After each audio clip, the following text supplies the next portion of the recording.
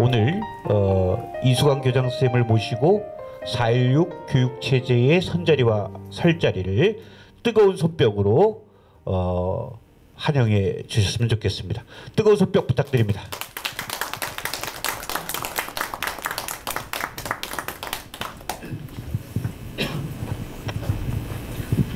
네, 인사드리겠습니다. 저는 강원도 춘천에 있어요. 가정중학교라고 하는 곳에서 학생들을 만나고 있는 이수강입니다. 새해 복 많이 받으세요.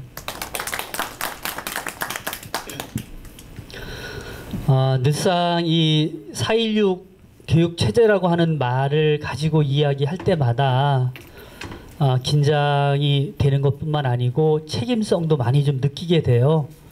어떤 거냐면은 이 연구를 통해서 뭔가 우리 교육의 판을 좀 바꾸는 역할을 해야 되겠다라는 생각을 했었는데 현실은 그렇지가 못한 듯 싶어서 굉장히 마음이 아픕니다. 특히 여기 우리 학생 여러분이 오셨는데 학생분들한테 좀 부끄럽기 짝이 없어요. 제가 이 연구를 하게 된 배경을 잠깐 말씀을 드리겠습니다. 제가 2014년 그 참사가 있던 그 해에는 분당에 있는 이후중고등학교에서 학생들을 만나고 있었어요. 그 참사 때에 많은 학생들이 저를 찾아와서 당신 도대체 뭐 할 거냐, 세상을 이렇게 만들었느냐, 이제 이런 이야기를 많이 하더라고요. 그리고 나서 어느 교육회의에 갔는데 정말 안타깝게도 회의에서의 주제가 안전의 문제 이야기하거나 아니면 매뉴얼 이야기를 하길래 제가 너무 속이 상해서 이렇게 우리의 뿌리부터 고민해야 될 참사 앞에서 짜잘하게 콩알 굴리는 얘기를 하면 되겠느냐, 판을 바꿔야 되지 않겠느냐. 우리가 이제 뭐 소위 좀 배운 사람들이 하는 이야기 중에 전환적 각성 이렇게 표현하거든요. 뭔가를 완전히 뒤엎는 역전의 사고를 하는 그런 기회로 삼아야지 이게 짜잘한 이야기 해서는 문제 풀리지 않는다. 그 다음에 희생되신 분들에 대한 도리도 아니다. 이제 그런 이야기를 했었지요. 그리고 나서 그때 제가 4.16 교육체제라고 하는 말을 쓰다 보니까 어느 순간에 이제 그 연구를 해야 된다고 하는데 조금 책임을 맡아달라. 소위 학교에 교장으로 있게 되면 좀 편안함이 있지요. 있던 곳이니까. 고민을 하다가 이 학교를 떠나서 경기도 교육연구원에 와서 이제 이 연구를 하게 됐습니다. 연구 자체가 갖고 있는 내용성의 문제는 자취하더라도 저는 그때 여러 문제의식의 이 사회에 좀 노출이 되고 사회적 합의가 되든 아니면 사회적 합의가 되지 않다고 하더라도 의제가 조금은 사회에 확산되길 기대했는데 그러지 못했던 것 같아요. 2년 후에는 다시 희망은 학생들이 있는 곳에 있다고 생각해서 지금 강원도 시골에 가 있습니다. 아주 적은 학교라 저는 사실 시골에 묻혀 살고 있는 옹이라고 하는 표현을 해요. 오늘 이렇게 버덩에 나오니까 좀 마음도 조금은 이렇게 좀 두근두근하기도 하고 좀 제가 뭔가 이렇게 좀 새로운 일을 하는 듯한 느낌이 들어서 아주 기분이 좋기도 하고 떨리기도 합니다. 제가 이제 준비된 자료를 가지고 이제 말씀을 드릴 텐데요. 충분하게 말씀드릴 수 있는 시간이 될지 안 될지는 모르겠고요. 진행되고 나서 같이 좀 주고받는 시간이 있으면 더욱 좋겠다는 생각을 합니다.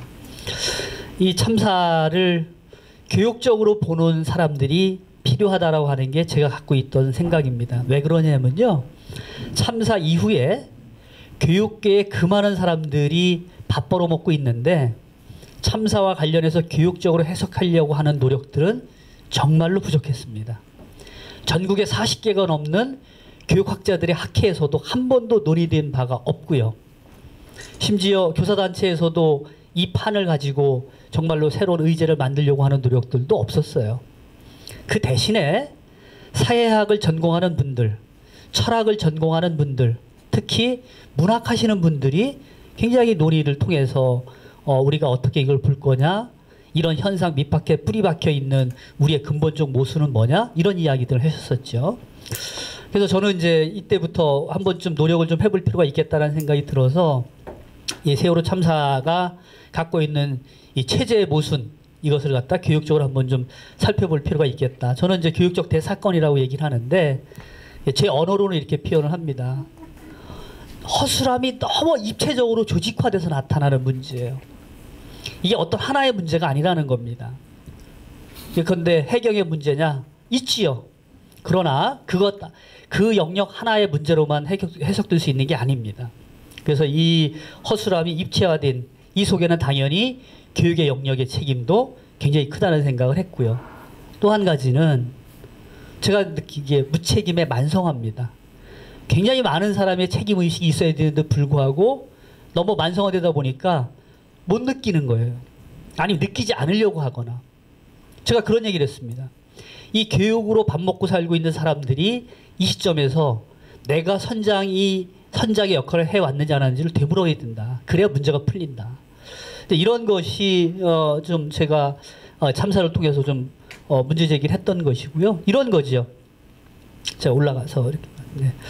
한국 사회 발전 방식에 내포된 병리성, 그다음에 부와 권력 가치를 우선하는 끊임없는 욕망 구조. 그런데 욕망 구조를 누가 부추겼을까요? 직간접적으로 욕망 구조를 강화시킨 것이 학교예요. 교육입니다. 그래서 심지어 극단적으로 표현하게 말씀을 드리면 학교가 욕망의 전위 조직과 같은 역할을 해왔어요. 지금도 그런 역할을 해오지 않는다고 말할 수가 없습니다. 근데 그런 거죠. 뭐 공부를 잘해서 점수가 높아서 학교로부터 여러 가지 혜택은 다 누리게 만들고 2호선을 타게 되면은 나름대로 뭔가 사회적 위치에 간다고 우리가 믿도록 이야기해 왔고, 그리고 명문대 졸업장 가지고 뭔가 하게 되면 사회적 자본을 다 갖는 것을 당연히 여겨왔다는 것, 이게 욕망의 구조를 강화시킨 방식입니다. 학교가 해왔던 일이죠. 입신 출세하게 하는 삶도 역시 마찬가지로 이제 그래서 이런 문제 의식을 이 참사를 통해서 좀 살펴봐야만 우리가 좀 제대로 응답할 수 있는 기회를 만들지 않을까라는 생각을 해왔던 것이고요. 제가 그 당시 학생들하고 이야기 나누면서 이러한 질문들을 서로가 나눠봤어요. 도대체 국가란 뭐냐? 나와 국가가 어떤 관계에 있느냐? 이거 교육에서 해야 될 얘기예요, 사실은. 또 한 가지는 사회다운 사회가 이 땅에 존재했었느냐? 정말로 그런 것을 우리가 피부로 느끼지 않았다고 하면 그런 사회를 만들기 위해서 뭘 할 거냐에 관한 이야기도 굉장히 중요하게 얘기가 돼야 되겠다. 그 다음에 우리 세 번째, 우리가 믿었던 교육 신념 체계, 공부라고 하는 것, 공부를 잘한다고 하는 것, 공부를 잘해서 칭찬을 독점한다고 하는 것, 그게 어떻게 가능할 수 있나? 예를 들면 이렇게 생각해 보죠. 아름답고 예쁜 사람한테만 칭찬을 많이 하는 그런 조건이라고 한다면 좀 덜 생기고 저같이 탈모인 같은 사람들은 굉장히 우울함이 있어요. 제가 탈모인이잖아요. 사진 보세요. 그런데 저건 제가 선택한 게 아닙니다. 그렇죠? 주어진 거예요. 공부를 잘하는 것도 주어진 거에 영향이 굉장히 큽니다. 그런데 공부 잘한다고 모든 칭찬을 독점하는 게 맞느냐 이런 얘기입니다. 그거는 예쁘고 똑똑하고 잘났다고 칭찬하는 방에 다를 바가 없다는 이야기죠. 그러니까 우리가 이제 이걸 좀 흔들어 봐야 되겠다라는 생각을 좀 많이 했던 겁니다. 제가 오래전에 학교 앞에 프랭크도 걸지 말자고 했던 것도 그런 이제 맥락에 이제 좀 배경이 되는 건데요. 그 다음에 체제적 문제가 공고화되는 과정에 나는 무관한가? 이거 특히 교사 입장에서는 정말로 던져봐야 되죠. 우리가 공부한다는 거 뭐냐? 반역하는 겁니다. 공부가. 기존의 틀을 머릿속에 집어넣는 게 아니라 기존의 틀의 문제의식을 확산시키는 게 공부예요. 제대로 된 공부. 그렇다고 하면 만약에 내가 그런 걸 아이들한테 유도하지 못했다고 하면은 저는 기존 체제를 공고화하는 관료의 속성을 그대로 갖고 있을 수밖에 없지 않겠는가. 그런 문제의식을 한번 생각해보자는 얘기죠. 이거는 비단 이런 얘기를 시작하게 되면 교사만의 문제가 아니고요. 부모님의 문제일 수도 있습니다. 또는 학생 자신의 문제일 수 있어요. 어떤 학생이 저한테 와서 1학년 중간에 자퇴를 하겠다고 이야기를 합니다. 왜 그래냐고 물어보니까 나중에 알아보니까 이런 거예요. 서울에 좋은 대학을 가야 되는데 시험 2번을 실패했어요. 내신이 잘 안 나올 것 같아. 그러니까 모든 걸 지워버리고 싶어요. 그게 바로 뭐예요? 자퇴하고 나가서 뭐 하겠다? 이제 신분 세탁이라고 하죠. 그 검정고시 봐서 뭐 하겠다고. 그런 생각 자체가 그게 맞는 생각일까 생각해 보면 짜따라져 있는 거죠. 사실은 생각 자체가. 이런 면에 놓고 볼 때 우리가 새로운 생각을 할 수 있는 정말 중요한 이 전환적 각성의 기회가 될 거라는 생각을 좀 해왔고요. 그 결과는 이렇습니다. 제가 이런 언어를 써봤어요. 정말로 우리 인간의 이 삶의 이제 그 조건을 실존이라고 얘기하는데, 실존적인 후진, 좀 선진으로 가야 좀 멋진 삶을 사는데 너무 후진적인 게 아니냐. 선망하는 가치는 물질에 매여 있고요. 행복의 의미도 그런 걸로 구성되어 있어요. 저는 최근에 선생님들도 방학 동안에 해외여행 가는 게 어떤 하나의 붐 같아요. 대학생들은 그렇게 하지 않게 되면 본인이 조금은 뭔가 제대로 못 산다는 생각을 하는 것 같습니다. 이게 왜냐? 한국 당대를 살고 있는 사람들의 행복의 의미가 그렇게 구성되어 있기 때문에 그걸 안 하게 되면 부끄러워지는 거예요. 쪽팔려지는 겁니다. 그러니까 사실은 이게 이런 것과 관련이 있죠. 우리 행복의 의미가 뭐냐 따져보자. 욕만 해결하는 방식 천박합니다. 우리 특권이라고 얘기하죠. 특권. 좋은 학력을 갖고 있는 사람이 특권이 있습니다. 근데 특권은 원래 있는 게 아니고요. 그걸로부터 뭐예요? 차별받는 사람들이 받아야 될 이익의 반사이익인 거예요. 맞죠? 특권이 어디 별도로 있는 게 아니고 상대적으로 못 가진 사람들이 차별받는 거에 반사이익이 특권이라고 하는 겁니다. 그러니까 그런 식으로 하다 보니까 욕망 해결 방식이 아주 천박해져 버렸어요. 갑질한다고 하는 것 이런 방식입니다. 권력 쥔 사람, 가진 사람들이 자기의 존재 증명을 그런 방식으로 하는 거죠. 그래서 이런 것이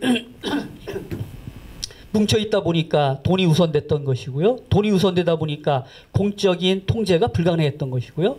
그런 것이 엮여서 참사로 비롯된 게 아니겠느냐. 이게 이제 연결되게 되면 저는 촛불까지 연결된다고 보는 것이고요.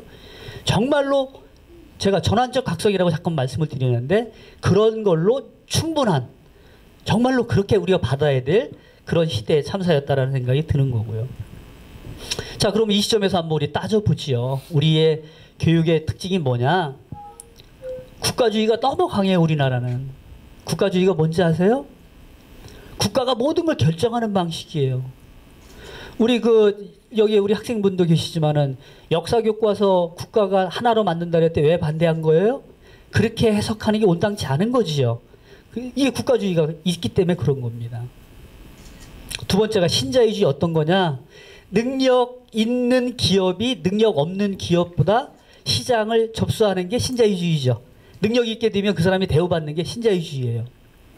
그러니까 골목에 있는 떡볶이 집이 거대 프랜차이즈한테 먹히는 거 당연하다고 믿는 게 신자유주의입니다. 그런데 이게 교육에 그냥 들어와 있어요. 어떤 거예요? 좋은 대학 갔다고 프랜카드 걸고 그 아이만 칭찬하는 방식. 졸업식장에서 대학의 입학 진학률을 이야기하는 건 말이 안 되는 거예요. 왜? 여기 졸업하는 한 사람 한 사람이 다 소중한 거예요. 근데 특정한 사람만 칭찬받게 하고 그걸 당연하다고 믿는 것, 그게 신자유주의입니다. 그게. 학원이 그런 거 부추기고 있지요. 학원에 그런 것에 우리가 현혹되다 보니까 거의 빨려 들어가고 있잖아요. 그 다음에 이제 세 번째가 이제 국가가 통제하는 방식이죠. 어떤 것? 그냥 교과서 하나하나, 그 다음에 또 시간표, 뭡니까? 생활기록 기록하는 거 하나하나가 다 국가가 만들어놨어요. 그러다 보니까 우리 학생분 중에 그런 분들이 있으시나 모르겠는데, 친구분 중에, 야, 뭔가 의미 있는 거 한번 해보자 그러게 되면 먼저 물어요. 생활기록에 기록돼요? 안 돼요? 그걸 먼저 물어. 이거 기록 안 되는 거 얘기하면 안 합니다. 왜 그래요? 이것 때문에 그래요. 이런 식의 이 풍토가 결합되다 보니까 어떻게 돼요? 일상의 입시와 모든 학생의 일상이 입시를 중심으로 기획되는 거예요. 아주 슬픈 일입니다. 그러다 보니까 대학에 갈 여력이 안 된다고 판단되면 아예 포기해버리는 거예요. 그것도 입시의 일상화예요. 부모님은 어떠신가요? 부모님 마찬가지죠. 밤늦게 학교 앞에다 차 갖다 대놓고 아이가 끝나고 오면 태워가고 하는 것 다 부모가 이 일상의 입시화로 기록되는 겁니다. 제 조카가 있습니다. 이번에 대학을 하는데요. 그 친구가 명절에 안 왔어요. 제가 그 다음 명절에 혼을 냈습니다. 공부한다고 안 왔다고. 그 시간에 비록 이 할아버지 할머니를 만나러 와서 공부를 못했으면 가서 날 새고 하는 게 네가 할 일이다. 공부하려고 시골에 안 오고 가족과의 함께 그 가치를 잃어버리는 게 훨씬 큰 거 잃어버리는 거다. 근데 우리는 그걸 너무 당연시 생각해요. 부모님, 심지어 부모님 입장에서는요, 아이가 고등학교 3학년 되면 휴직계를 내. 애 뒷바라지 준다고. 말도 못해요. 그게 뭐예요? 다 일상입시하러 굳어진 거예요. 이런 조건이다 보니까 우리 참사 벌어졌을 때 어떤 얘기했어요? 살아남아줘서 고맙다는 얘기 했었죠. 그리고서 6개월이 안 지나가지고 학원에 그 수강률이 그대로 되돌아왔어요. 이게 너무 크게 작동하는 겁니다. 이런 방식의 우리의 교육의 판에 대해서 정말 심각하게 고민해봐야 된다. 이거요, 누구도 행복할 수가 없습니다. 이런 이제 문제의식이 있고, 그래서 제가 참사를 통해서 정말로 이런 생각을 해본 거예요. 이제 민주적인 교육 가치인데, 특히 이런 거죠. 제도적 폭력이 없는 교육이 있으면 좋겠다. 명문대 가면 뭐를 하겠다고 하는 이야기를 강화하시는 것도 제도적 폭력이에요. 폭력입니다, 폭력. 특히요, 시험이라고 하는 것도 특정한 시험의 형식을 놓고서 EBS로 들였다 돌리는 것, 제도 폭력입니다, 사실은. 그 다음에 이제 배제와 차별이 없는 교육, 이 가치관의 왜곡을 조장하지 않는 게 이게 굉장히 중요하죠. 그러니까 우리가 특정한 방식으로 행복을 생각한다면 가치관이 특정한 방식으로 왜곡돼서 조장되는 거예요. 저희 학교 선생님의 자녀가 어제 저를 찾아왔어요. 그래서 이제 선생님이, 야, 우리 학교 교장선생님하고 만나서 이야기 좀 나눠봐라. 그래서 와서 이제 쭉 이야기를 하는데, 그 학생은 주변 사람들이 공부 잘하니까 의대를 가라고 한대요. 근데 수학 선생님이 그 친구한테 그런 얘기 했답니다. 너 지금부터 의대 가려면 책 읽지 말고 수학 열심히 해서 수학 점수를 올려야 돼. 근데 이 친구는 사회과학 책을 굉장히 많이 읽고 싶은 친구예요. 그것도 제가 볼 때는 가치관의 왜곡을 조장하는 겁니다. 사회과학 책을 많이 읽어서 사유의 깊이가 있는 친구가 의사 됐을 때 달리 봅니다, 세상은. 최근에 서점에 나와 있는 아픔이 길이 될 때라는 책이 있죠. 의사 선생님이 쓴 책인데 인문학 책이에요. 어마어마하게 팔립니다, 책도. 팔려서 문제가 아니라 그런 시각을 가질 수 있는 의사라고 하면 사실은 이 인문학적 토대가 단단한 거예요. 그래서 이런 거 하지 말자는 겁니다, 학교가. 아무튼 이제 이런 이제 문제의 질문을 좀 해보는 계기로 삼을 필요가 있겠다. 여기 보세요. 제가 이제 이런 이제 고민을 할 때에 만났던 우리 송경동 시인의 이 시를 보고서, 아, 문학하시는 분들이 참 감수성이 빠르구나. 여기 보세요. 당신들의 천국은 이제 이제 천국에서 우리는 내리겠다. 선택하라 새로운 시대의 향로를. 이 거리가 안전할지 저 거리가 안전할지, 이 집이 안전할지 저 집이 안전할지, 이 일자리가 온전할지 저 일자리가 안전할지, 이 줄이 안전할지 저 줄이 안전할지, 그런 것 따지면서 선택한 것 의미 없다는 얘기입니다. 무슨 얘기예요? 큰 질문을 던져서 이 판 자체를 돌리지 않게 되면 저렇게 짜따르게 어디 줄 서고 어디 머리 짱구 굴려가지고 얻어봐야 그거 다 허상일 가능성이 있다는 거예요. 그러니까 우리 큰 질문이 필요한 거죠. 그러니까 제가 자꾸만 얘기합니다. 아하, 정책 한두 개의 문제가 아니라 체제의 판을 바꾸는 거다. 판 바꾸기 얘기하자. 우리 옛날 말이 있죠. 호박을 한두 번 굴리는 게 콩알 100번 굴린 것보다 빠르다고요. 호박을 굴려야 되는 시기라고 우리가 봐야 되지 않을까. 먼저 그런 생각이 좀 든 거고요. 그래서 제가 4.1 교육체제라는 거 정의를 내렸어요. 이렇게. 인간 존엄이 정말 실현되는 그런 제도하고 그런 문화를 만들자. 정말 좋지요. 인간 존엄. 누구도 존엄하지 않은 사람이 없는 겁니다. 혹시 학생들이 공부 못한다고 너는 대학 안 갈 거니까 자도 돼 이렇게 얘기하는 것, 아이를 존엄한 대상으로 보는 게 아니죠. 그래서 이런 이제 제도를 만들기 위해서는 정책을 바꿔야 될 것이고요. 이런 정책이 만약에 채택이 된다고 하면 사람들이 동의를 해준다면 문화가 바뀔 거다. 이걸 하기 위해서 제가 이제 시작을 했는데, 제가 이거 하면서 굉장히 아픔을 크게 하나 겪은 게 있어요. 어떤 거냐면, 알만한 사람들이 얘기합니다. 왜 세월호 참사를 통해서 교육을 보려고 하냐. 너도 시체 장사하는 거다. 교육계 있는 사람조차도. 근데 당신은 안 보잖아.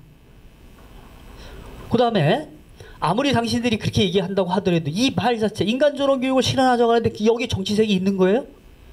없지요. 어딜 봐도 정치색이 있는 게 아니죠. 그렇게 보는 당신이 정치적으로 날 보고 있는 거 아니겠느냐.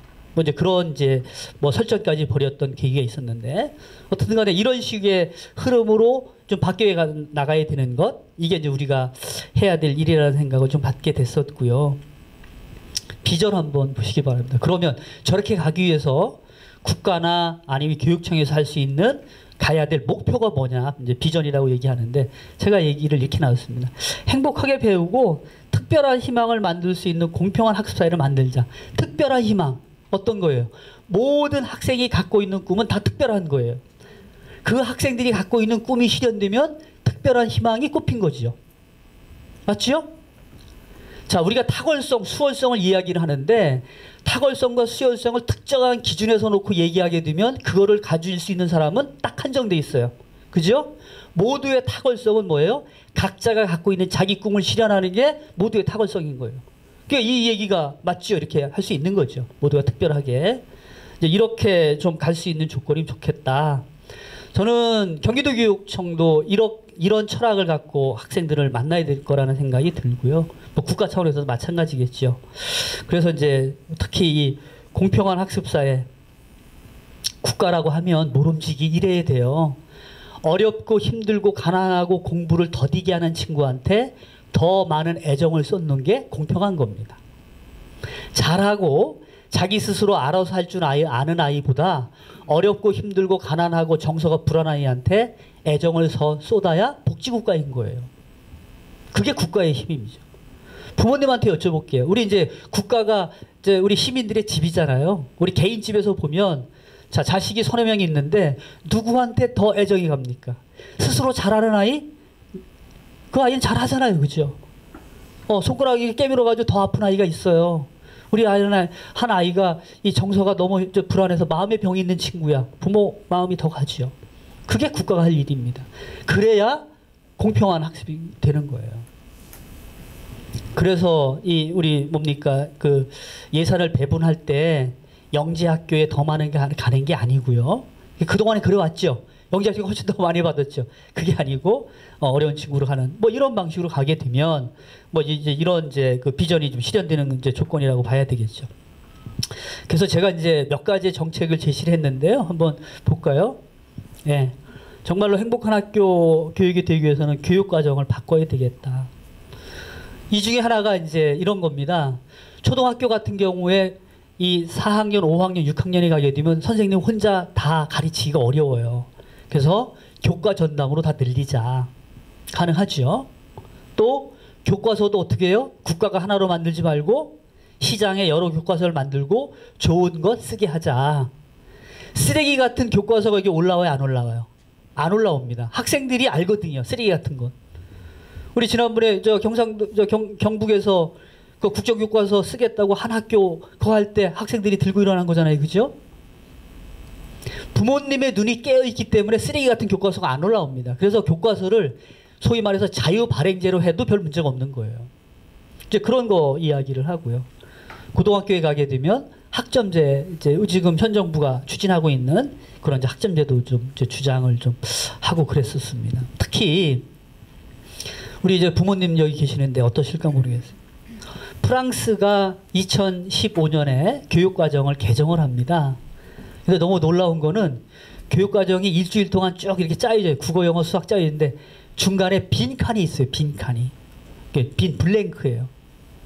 근데 빈칸은 아이들이 집에 가는 시간이 아니고 그 시간에 지가 하고 싶은 공부를 하는 시간이에요. 선생님을 찾아가든. 프랑스의 초등학교 애들 일주일에 1시간, 중학교 애들 일주일에 2시간이에요. 그 무슨 얘기예요? 자기가 정말로 하기 좋은 것, 하고 싶은 것, 자기 가슴을 뜨겁게 하는 것을 좀 더 깊게 하도록 유도하는 거죠. 걔네는 이미 벌써 그렇게 하고 있는데 우리는 모든 걸 학교가 짜줘야 되고 국가가 짜줘야 된다고 생각하는 거예요. 그 틀을 깨자. 제가 여기서 이제 교육과정 체제를 개편하자고 하는 이야기를 하는 겁니다. 그런 게 들어가 있고요. 근데 학교 민주주의를 좀 심화시키자.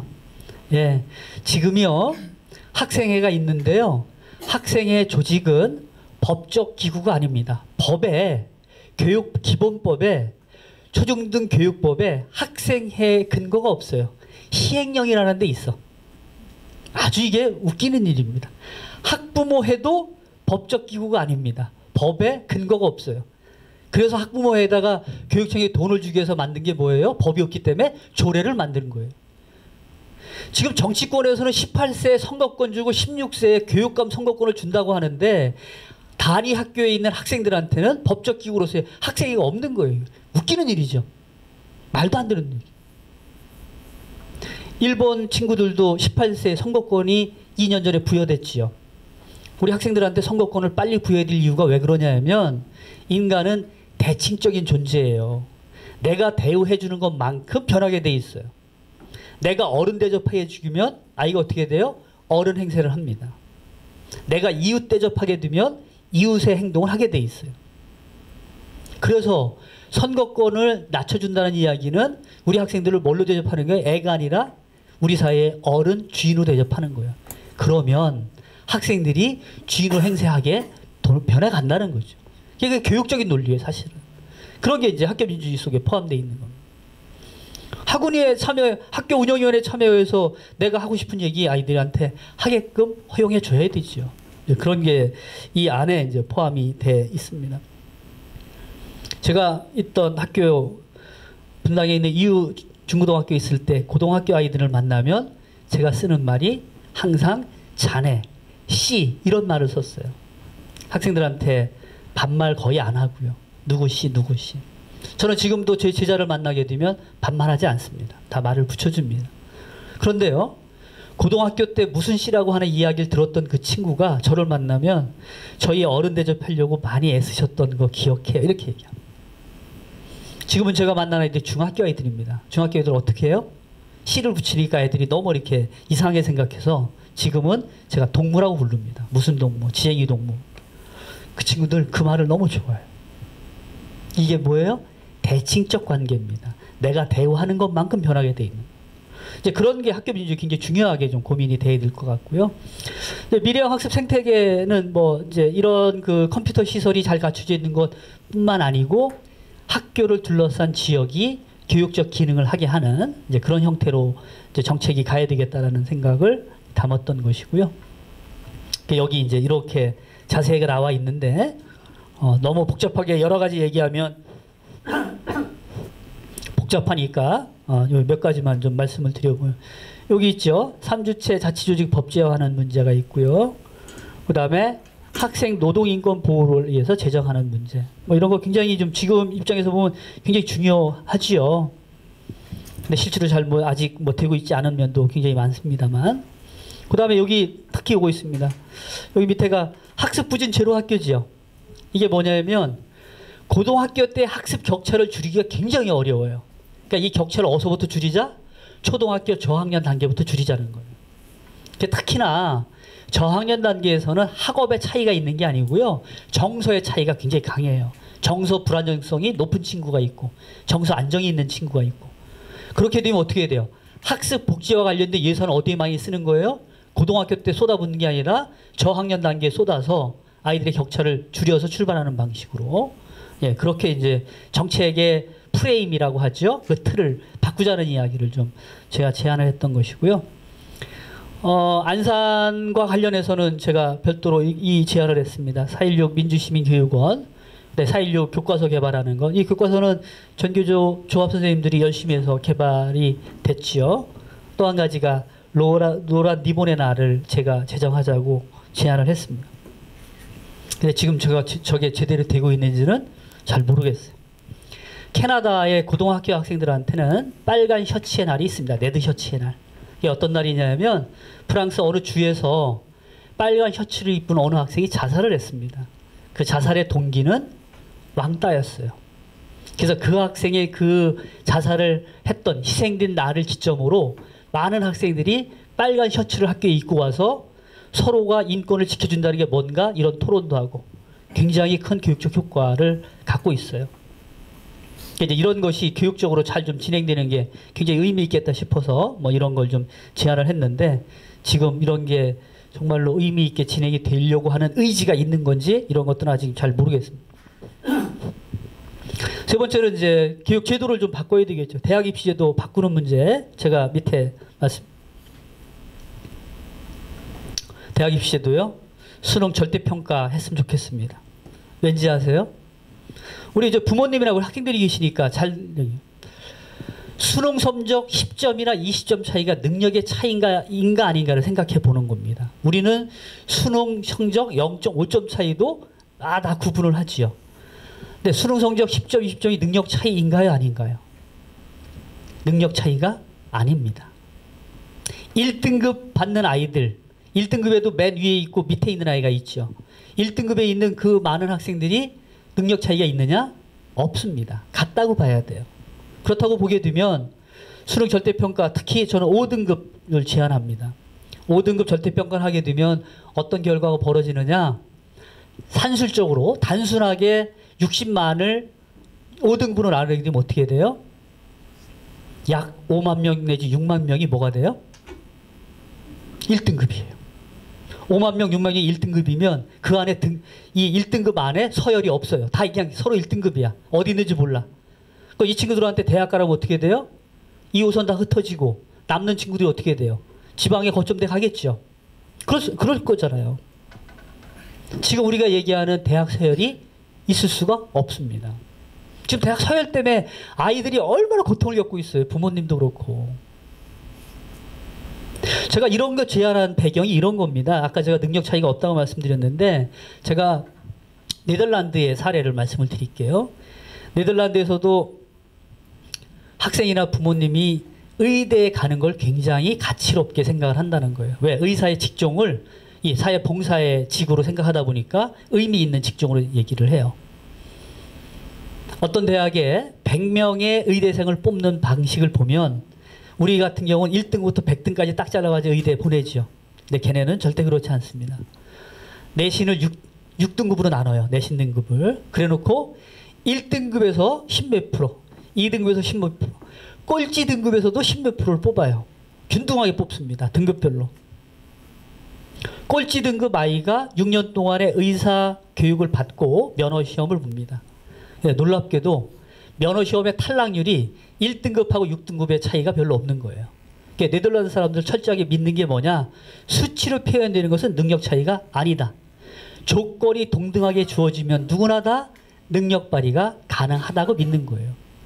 그 사람들 어떻게 돼요? 그래서 그런 이제 나름대로 민주적인 의식이 있다 보니까 시장도 어떻게 뽑습니까? 투표로 추첨으로 뽑는 경우 있죠. 그러니까 우리하고 굉장히 인식 차이가 다른 건데 저도 제가 아무리 이제 고등학교에서 봐도 수능 30점 차이가 능력 차이가 아닌 거예요. 이제 그런 점에서 이 절대평가 굉장히 중요하게 좀 고민해 볼 필요가 있는 거고요. 추천제. 저는 저희 학교 학생들한테 우리 이제 선생님들한테 제안을 했습니다. 학교 민주주의가 좀 정착이 되려고 하게 되면 총 학생회는 선거로 뽑더라도 학급에서 반장이라고 하는 사람 뽑을 때는 추첨으로 가자. 추첨이 맞다. 누구나 다 동등하게 기회를 주는 게 추첨이다. 맞죠? 그래서 저는 만약에 우리 교육에 뭔가 이슈를 제기하려고 하게 되면 서울의 몇몇 대학이 특정한 과에서 전체 학생 중에 절반 정도를 추첨으로 뽑는 거예요. 단 조건이 뭐예요? 1등급과 2등급 학생들만 내라는 겁니다. 그래서 뽑는 거예요. 자기네 학교에 와서 수학할 수 있는 아이들한테 범위를 주고 추첨하면 되잖아요. 억울할 게 뭐 있습니까? 그래서 이제 새로운 판을 좀 그리는데 이제 그렇게 좀 해봤으면 좋겠다라고 하는 생각을 좀 갖고 있고요. 학력차별금지법 굉장히 중요하게 제가 고려를 하고 연구도 했습니다. 얘기 들으셨나요? 최근에 비정규직을 정규직화하는데 제일 먼저 반대했던 사람이 누굽니까? 정규직이죠. 정규직 중에서도 누구요? 나이가 젊은 정규직. 최근에 들어간 친구들이 극렬 반대합니다. 그분들이 왜 그래요? 그분들이 반대하는 이유가 뭐냐면 자기의 능력을 성적으로 입증한 친구들이에요. 자기의 존재를 성적으로 증명하는 친구들입니다. 그러니까 세상을 그렇게밖에 못 봐요. 더 놀라운 게 있지요. 고려대학교의 대나무 숲에 올라온 글 보신 분이 있을 겁니다. 앞으로 공무원 시험도 제한을 해야 된다. 적어도 특정 대학 이상을 졸업하지 않게 되면 공무원 시험 보지 못하게 하자. 왜요? 나는 어릴 때부터 공부해가지고 이 대학에 왔는데 지방대 다니면서 평소에 공부 안 했던 놈이 시험 잘 봐가지고 공무원 되는 게 꼴 보기 싫다는 거예요. 못 배게 했다는 거예요. 그게 왜 그래요? 이런 것 때문에. 뒤에서 이제 그런 생각을 갖게 된 배경을 제가 말씀을 드릴게요. 어떻든 간에 굉장히 야만입니다. 지금 우리가 교육에서 논의되고 있는 것들이. 그러니까 이런 걸 좀 바꾸자는 얘기를 좀 하는 거고요. 학교 제도에서 제가 외고, 자사고, 국제고, 국제중학교 이런 거 일반 학교로 전환하자고 주장을 합니다. 왠지 아세요? 간단합니다. 사람이 인간 관계를 통해서 배우는 게 굉장히 많습니다. 우리는 관계를 통해서 교과서 이상으로 많이 배워요. 그런데 계층차가 있는 사람끼리 만났을 때 그 안에서 배우고 내가 경험하지 않았던 세상을 확인하는 게 굉장히 중요합니다. 그래서 사람은 다양하게 섞여야 되는 거예요. 그런데 한국 사회는 어떠냐? 이런 특수목적 고등학교 쪽은 거의 유사가족입니다. 애들 만나는 게 다 유사가족인 거예요. 왜요? 비슷한 경험치, 비슷한 계층 속에 있는 아이들이 만나서 지네끼리 뭐예요? 자기 생각을 저거 하는 거예요. 에스컬레이터 시키는 방식이죠. 그런 사람들이 리더가 됐을 경우에 뻔합니다. 우리 대통령 분 가만히 보면 뭐가 없었어요? 이 윤리적 감성이 없는 거예요. 나하고 경험치가 다른 사람들의 저 아픔을 내 피부로 공감이 안 되는 거예요. 이 공감 훈련이 어떻게 돼요? 책으로 됩니까? 아니에요. 입장이 다른 사람들 만나보면서 공감이 되는 거예요. 그래서 미래 리더가 될수록에 보통의 조건에서 다양한 사람을 만나는 게 맞다는 겁니다. 이게 교육적 맥락인 거예요. 근데 이제 이걸 갖다가 일반 학교 전화하자니까 자꾸만 정치적으로 해석하니까 이 얘기가 안 되는 거예요. 유사가족끼리 모여봐야 동종교배입니다. 거기서 큰 건 안 나오지요. 이런 것을 좀 생각을 해보는 거고요. 제가 선생님들한테도 욕을 많이 먹었는데 어떤 욕 먹었냐면 우리 교장 선생님을 2번 할 수 있잖아요. 한 번은 국가가 발령 내고 그 다음에 교장할 때는 반드시 모든 사람이 공모로 가야 된다. 뭐 이제 이런 거 제안을 하고 했더니만 어떤 선생님이 야, 네가 교장하고 끝났다고 이런 거 만들어서 뭐 골탕 먹이냐 뭐 이런 얘기도 하고. 그런데요, 교장이 권위를 가지려면, 권한이 아니라 권위를 가지려면 저런 방식이 맞아요.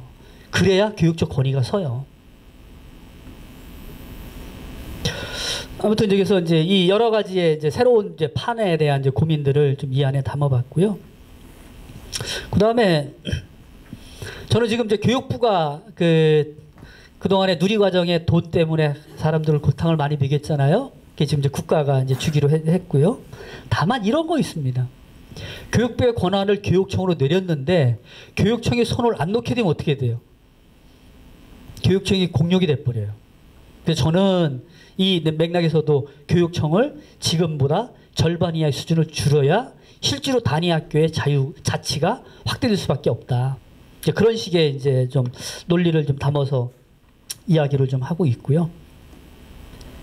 뭐 재정과 관련돼서는 뭐 누리과정 이외에도 뭐 여러 가지가 있죠. 특히 제가 이번에 효과를 본 게 뭐냐면 교육부 장관께서 시도교육청에 이렇게 나눠줄 수 있는 별도의 돈이 있어요. 의회의 승인 안 받고 줄 수 있는 돈이 있거든요. 그걸 이제 특별교부금 이렇게 얘기를 하죠. 근데 그게 1조 한 5천억 정도 돼요. 어마어마한 큰 돈입니다. 그거 가지고 어떻게 하는 거예요? 시도교육청 길드들이고요. 제가 그거를 비율을 줄이자고 했고요. 실제로 4%에서 3% 줄었습니다. 이제 그런 게 왜냐하면 실제로 그런 돈 가지고 통제하다 보게 되면 어떻게 돼요? 교육청도 국가 통제에서 벗어날 수 없고 단위 학교도 돈 주면서 8월 달에 갔는데 돈 주고서 뭐 사업하라고 하게 되면 어떻게 돼요? 돈 쓰기 바쁜 거예요. 그러니까 그게 아니라 애초에 그런 돈을 나눠줘서 단위 학교가 계획을 일찍 시작하고 그 계획대로 진행되도록 하자. 그게 학교가 좀 더 안정적으로 갈 수 있는 길이죠. 이제 그런 것들을 이 안에 담아서. 그러니까 사실은 이런 이야기들 처음에 들을 때는 좀 뭐라고 할까요? 국가가 해야 될 일을 저렇게 이제 시도교육청에서 얘기하는 게 맞냐, 황당한 이야기일 수도 있겠는데, 그럼에도 이런 게 굉장히 중요하게 거론되어야 되겠다라는 거. 그 다음에 아까 말씀드린 것처럼 어렵고 힘들고 가난한 친구들에게 더 많은 혜택을 줄 수 있는 방식으로 특수교육, 다문화 가정의 학생들 뭐 이런 학생들에게 좀 적절하게 교육적 배려가 될 수 있게끔 그렇게 해주자는 것 좀 저희가 많이 제안을 했고요. 특히 제가 이거 제안하고서 어떤 어르신한테 굉장히 욕을 많이 먹었습니다. 너 빨갱이라고. 통일학교 설치하자. 어디에다가? DMZ가 아니면 개성에다 설치하자고 얘기했었어요. 뭐냐면 그 당시 우리 저 개성공단이 그 저 남북의 완충지대 역할을 할 때 할 수 있는 거잖아요, 그죠? 그러니까 이제 새로운 이제 상상을 해 보게 되면 이런 뭐 여러 가지 상상이 가능하다는 겁니다. 그런 것들을 좀 제안을 해서 나름대로 이제 사람들에게 좀 색깔이 좀 너무 좀 그렇다라는 뭐 그런 이제 이야기도 듣긴 했는데 아무튼 이제 이런 것까지 좀 고민을 해 봐야 되겠다는 생각을 했고요. 자, 여기서 이제 제가 말씀을 드립니다. 자, 저렇게 여러 가지 정책 중에 특히 몇 가지가 핵심이 있습니다. 그 핵심이 뭐냐면 이제 세상을 바꿔야 되는데 이제 교육판을 바꿔야 되는데 보세요. 교육에서 지향하는 가치가 보편성, 형평성, 통합성, 다양성, 자율성, 수월성 이렇게 6가지가 있습니다. 근데 전 정부, MB 정부나 그다음 이 박근혜 정부에서 뭘 강조했냐면 다양성, 자율성, 수월성을 강조했어요. 이런 거 강조하다 보니까 어떻게 돼요? 수월성 같은 거 강조하다 보니까 공부 잘하는 애들이 훨씬 더 유리한 방식의 교육 시스템이 만들어지는 거죠. 근데 그게 아니고 형평성이나 보편성을 가지고 누구나 다 접근할 수 있는 기회가 주어져야 된다. 이렇게 놓고 보게 되면은 정책에 대한 생각이 많이 바뀌는 거예요. 그러니까 어떤 가치에 강조점을 둘 거냐? 이전 정부가 이런 쪽에 강조였다고 하면 요즘에는 이런 관점을 두자라고 하는 것이고 이게 미래에 아까 제가 모두에서 말씀드렸던 모든 학생이 존엄하게 대우받을 수 있는 조건이 되는 거다. 저희 학교 홈페이지를 열어보시면 이렇게 나옵니다. 첫 화면에 우리는 좋은 이웃, 우리가 희망이다 이렇게 나와요. 그 말에 이런 게 담겨 있어요. 학생하고 저희가 만날 때 학생과 교사의 관계로 만나지 말자. 우리는 이웃이야. 이웃 관계로 만난 거다. 부모님한테도 얘기합니다. 교사하고 부모님의 관계 이기 이전에 우리는 이웃 관계로 만났기 때문에 이웃으로 대우하자. 그러니까 부모님들이 떡도 좀 주시기도 하고 그래요. 이웃끼리 나눠 먹는 거잖아요. 그죠? 그 페이지를 넘어가게 되면 이렇게 써져 있어요. 존엄의 동등성이 보장되는 학교. 학교 홈페이지를 표현하니까 어느 분이 저희 학교 홈페이지를 들어와서 보다가 전화가 왔어요. 그 사진을 캡처한 다음에 자기가 강의를 나가게 되면 그걸 쓰고 싶다는 거예요. 존엄의 동등성이 보장되는 학교.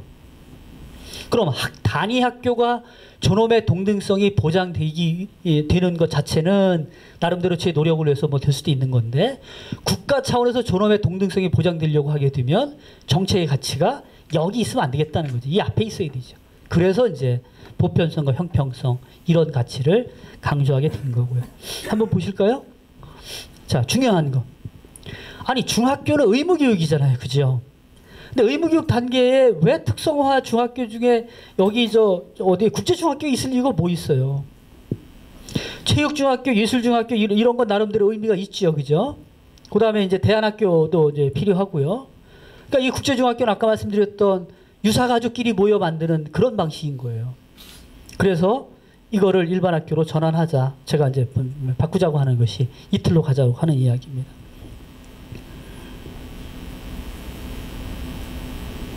고등학교는 어마어마하게 복잡한데요. 고등학교에서 지금 고등학교는 이렇게 되어 있어요.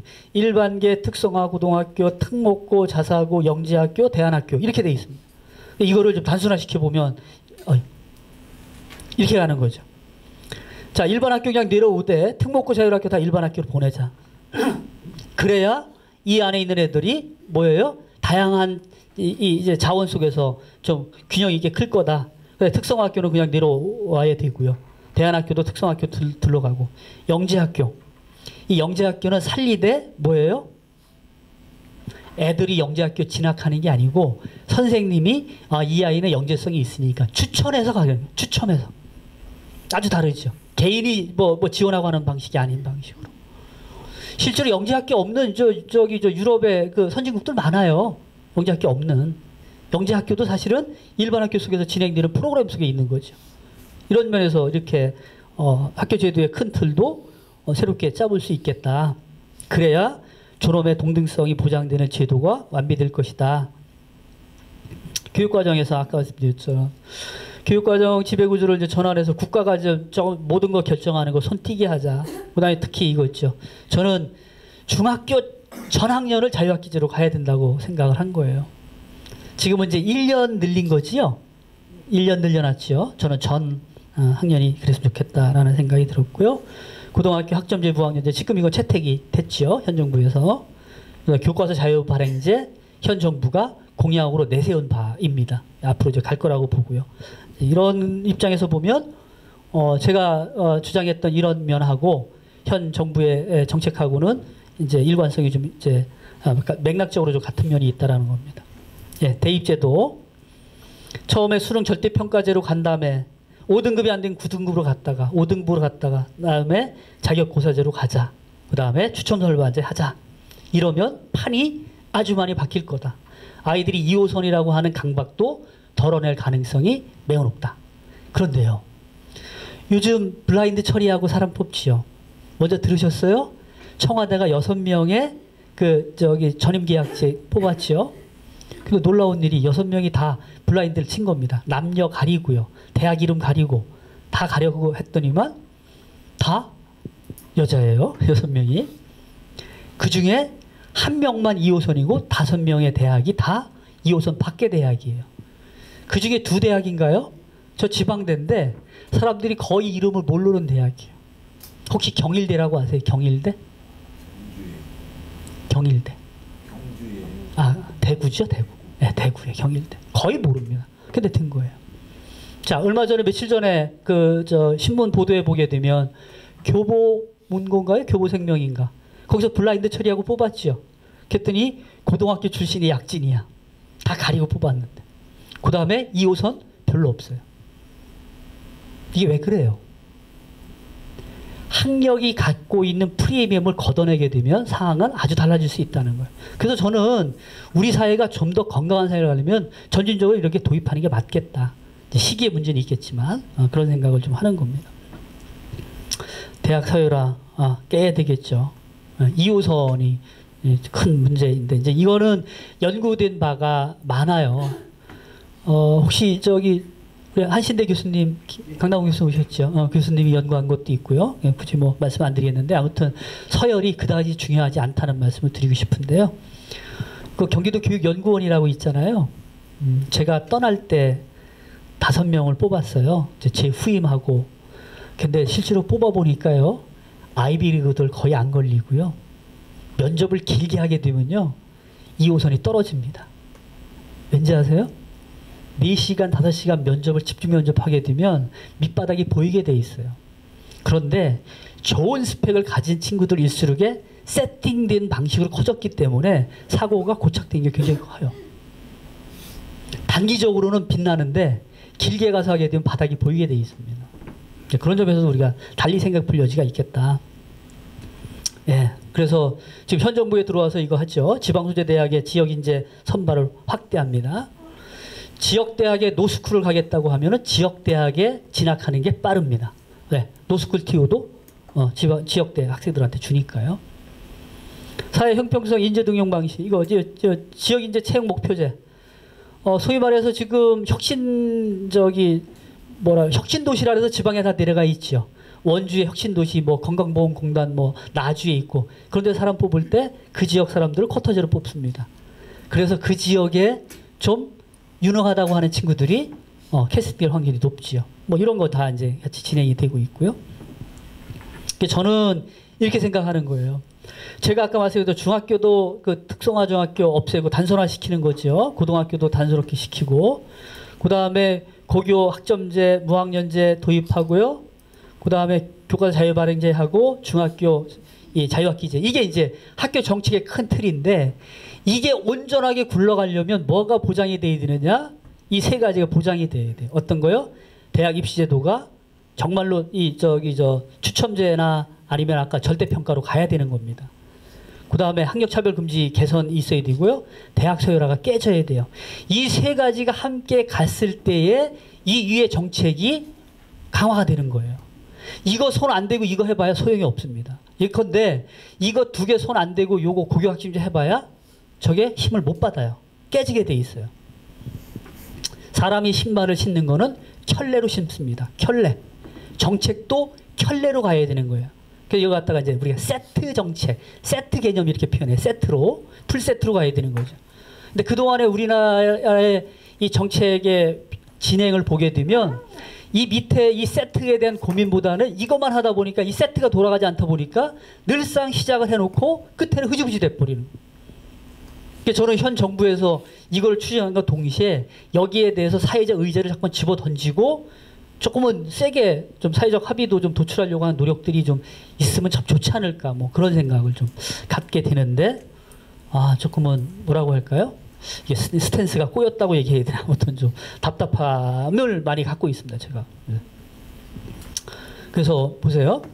존엄의 동등성을 보장하는 학교 문법이 안착되려고 하면 이런 개별적인 정책과 이 국가적인 큰 의제의 정책이 동시에 갈 때 이게 가능할 거다. 그래서 그런 식의 큰 흐름을 보고서 좀 뭐 이렇게 정책을 진행하자 뭐 이런 이야기를 제가 이제 주장을 했던 겁니다. 일부는 뭐 이게 좀 의미 있게 읽히는 경우도 있을 테고 일부는 이게 맞는 얘기냐 그렇게 생각하시려 부분도 없지 않아 있을 것 같긴 해요. 근데 이제 동의가 안 된다고 하게 되면 그거는 뭐예요? 토론하면 되잖아요, 그죠? 토론하면. 제가 지금부터는 조금 제가 이게 이제 좀 크잖아요, 덩어리 큰 거를 단위 학교에 어떻게 조금 먼저 가져올 거냐에 대한 고민들을 잠깐 해볼 텐데요. 이 얘기를 좀 해보겠습니다. 업입니다. 업. 우리는 종업원, 직원 이런 말을 씁니다. 종업원이라는 말이 어떤 말이에요? 좀 좋은 말인가요? 아니 비하는 말인가요? 종업원. 비하는 말이죠. 그런데 사실은 본디 뜻은 참 좋은 말입니다. 업. 사명을 따르는 사람. 종업원. 저는 교원들이 종업원이 됐으면 좋겠어요. 업을 잘 따르는 사람. 직원이 뭐냐? 직원은 회사나 조직이 이야기하는 걸 따라가는 사람이 직원입니다. 그러니까 교직원이 아니고 교육에 종사하는 종업원이 맞지요. 그래서 제가 이제 이 업에 대한 고민을 좀 많이 하게 되는 배경이 있어요. 어느 책을 읽다 보니까 그 삼성의 그 전 이건희 그 회장에 관한 이야기가 나오는데 모르겠습니다. 미화된 부분이 있는지 없는지 모르겠는데 그런 얘기가 있더라고요. 그분이 그 90년대에 그 회사가 이제 좀 뭐라고 할까 큰 전환기를 맞았을 때 자식하고 마누라 빼고 다 바꾸자 이렇게 얘기했잖아요. 그때 장면이랍니다. 어느 사장한테 회의하다 물었대요. 술집의 업이 뭡니까? 그러니까 이제 어느 사장님이 뭐 이렇게 좋은 서비스 하는 손님들한테 고객 감동을 주는 거다 이렇게 얘기했더니만 이분이 그렇게 얘기했더래요. 그게 아니고요. 술집의 업은 수금입니다. 수금. 돈 걷어오는 것. 90년대는 카드가 없었기 때문에 술을 대개 외상으로 먹었어요. 그러니까 수금을 잘 해야 이 업이 제대로 굴러가잖아요. 그러니까 관점이 바뀐 거죠. 그 차이가 경영에서 큰 차이를 유발합니다. 다시 또 묻더래요. 호텔의 업이 뭐냐? 호텔. 이번에는 맞겠지 하고 이제 얘기를 한 거죠. 좋은 서비스로 고객 감동을 주는 거다 했더니 또 다시 고개를 흔들더니만 그렇게 얘기를 하더래요. 호텔 사람들이 왜 올까? 어느 호텔에 피카소의 진품이 있어. 가지요. 그거 보려고 하잖아요. 호텔의 업은 장식업에 가깝다. 평소에 보지 못했던 장식, 평소에 보지 못했던 문화적 컨텐츠가 있을 때 사람들이 간다는 거죠. 맛만 가지고 안 간다는 거예요. 호텔의 업이 장식업이다. 관점이 아주 바뀌죠. 제가 이제 그걸 읽으면서 생각을 한 거예요. 야, 학교의 업, 교사의 업이 뭘까? 제가 그동안에 믿었던 업이 이겁니다. 지식 잘 가르치는 것. 그쵸? 그 다음에 경로의존 시키는 것. 우리 어른들이 좋다고 하는데 아이들한테 몰아간 거예요. 너 공부 잘하는구나. 의대 갔으면 좋겠어. 너 공부 뭐 했는데 약대 어때? 너는 좀 조용하고 그러니까 약사하면 좋겠. 뭐 이런 얘기죠. 그리고 또 한 가지가 제도적 사유 강화한다는 게 뭐냐면 교과서에 있는 생각들을 강화하는 게 제도적 사유입니다. 그래서 지금 우리 학생들 여러분 혹시 페미니즘에 대한 교과서에 나와요, 안 나와요? 페미니즘 안 나오죠. 데모크라시는 알지만 홀라크라시는 모르죠. 이게 왜냐하면 학교라고 하는 교과서가 만들어진 그 틀에서만 사고하게 되면 옆에를 못 봐요. 데모크라시보다 훨씬 더 높은 수준이 홀라크라시고요. 그래서 저는 이 제도적 사유를 강화시킨 게 보통 아이들한테 뭐 덜지게 되면 똑같이 답하게 만든 게 제도적 사유를 강화시킨 게 아니냐. 그러다 보니까요. 제가 이런 걸로 업을 하니까 저를 통해서 교육받은 애들이 이렇더라고요. 보세요. 부과되는 기능을 잘 수행하면 스스로 만족하고 지가 아주 난리가 나요. 지가 1등급 하면. 사회적으로도 인정받아요. 공부 잘하는 애들이. 그러다 보니까 이런 경우 나왔지. 얼마 전이죠? S대 출신들의 남녀 그 커플이 카페에서 공부를 해야 되는데 다차 있으니까 노닥이고 있는 사람들한테 와서 얘기했대죠. 우리 공부 좀 해야 되는데 자리 좀 비켜줄 수 있어요? 우리 여기 다니는데. 그래서 그 대학에 학생증을 내놨다는 거 아니에요. 나는 이런 대학 나오고 여기서 공부해야 되니까 자리 좀 비켜달라 이런 얘기. 그런 식으로 존재 증명을 하는 아이들 철저하게 제가 볼 때는 이렇게 업에 노출된 친구들의 가능성이 높아요. 저는요. 정규직 친구들이 비정규직에 극렬 반대하고 시험 봐야 된다고 얘기하는 게 너무 웃기는 게 뭐냐면 안정적이고 좋은 일자리를 가져야 될 권리는 시험을 통해서 주는 게 아니고요. 천부인권이에요. 하늘이 준 겁니다. 그죠? 누구도 모든 사람이 좋고 안정적인 직업을 가질 수 있는 건 다 있는 거예요. 왜 꼭 시험을 걸러야만 그걸 준다고 얘기를 하냐. 그래서 저는 교사들이 업을 좀 바꿨으면 좋겠어요. 이렇게. 어떻게 해요? 우리 친구들, 모든 친구들이 존엄함이 있음을 알게 하는, 존엄을 각성시키는 그런 사람으로서의 교사. 두 번째는 삶에 관한 태도, 삶에 관한 기술, 이런 거 알려주는 것. 이 삶이 오묘해서요. 삶의 과정에 희생하는 사람, 손해보는 사람이 훨씬 더 인간적 위험을 갖게 됩니다. 그죠? 그거 알려주는 것.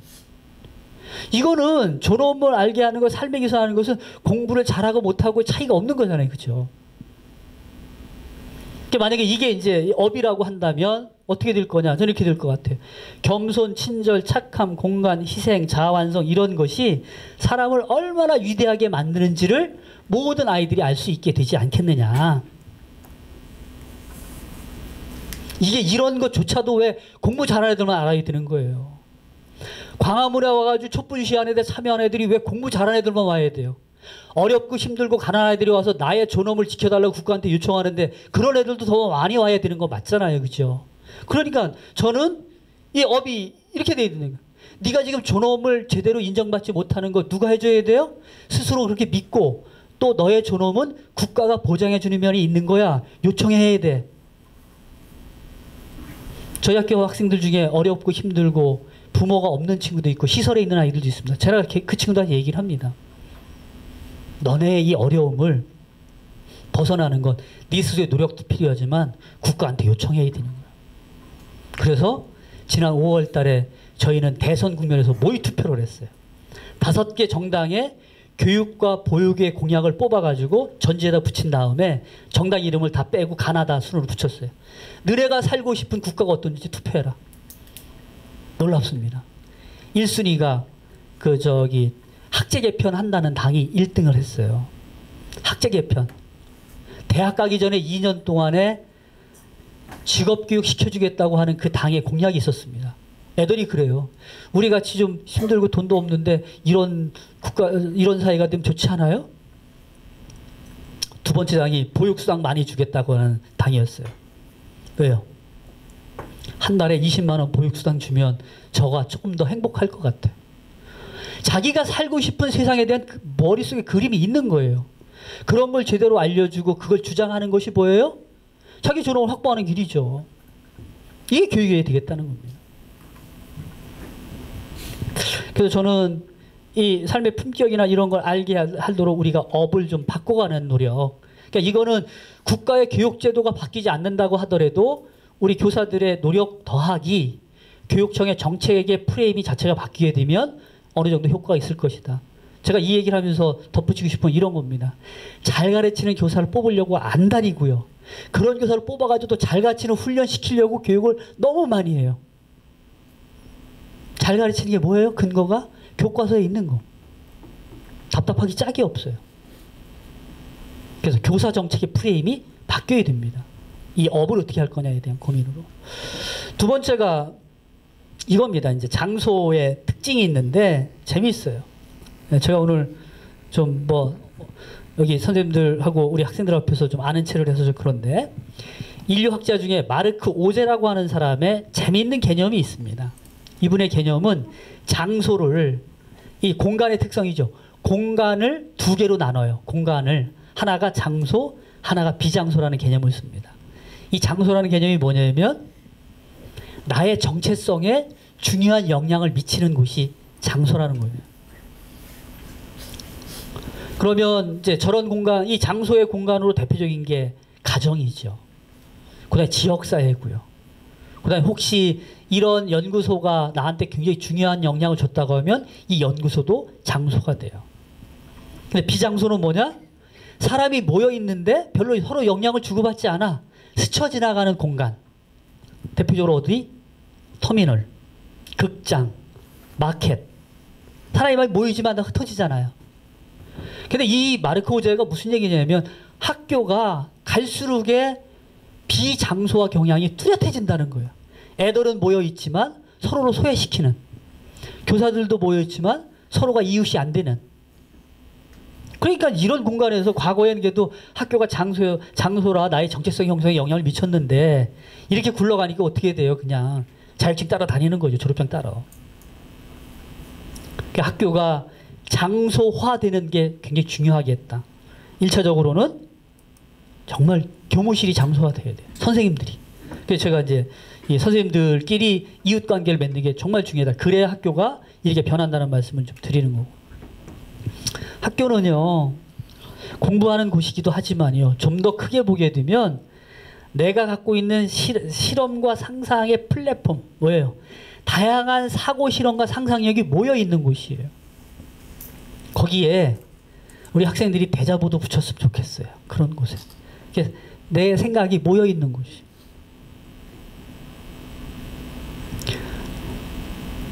제가 있던 학교에 어느 학생이 단식 투쟁을 했대. 어느 날 점심시간에 일이 있어가지고 점심을 이제 늦게 먹으러 가려고 아예 마음 먹고 있는데 행정실에 선생님이 쫓아와서 교장선생님 큰일 났습니다. 식당 앞에서 한 학생이 단식하고 있어요. 가정이 철렁하는 거야. 학교에 무슨 큰일이 있나.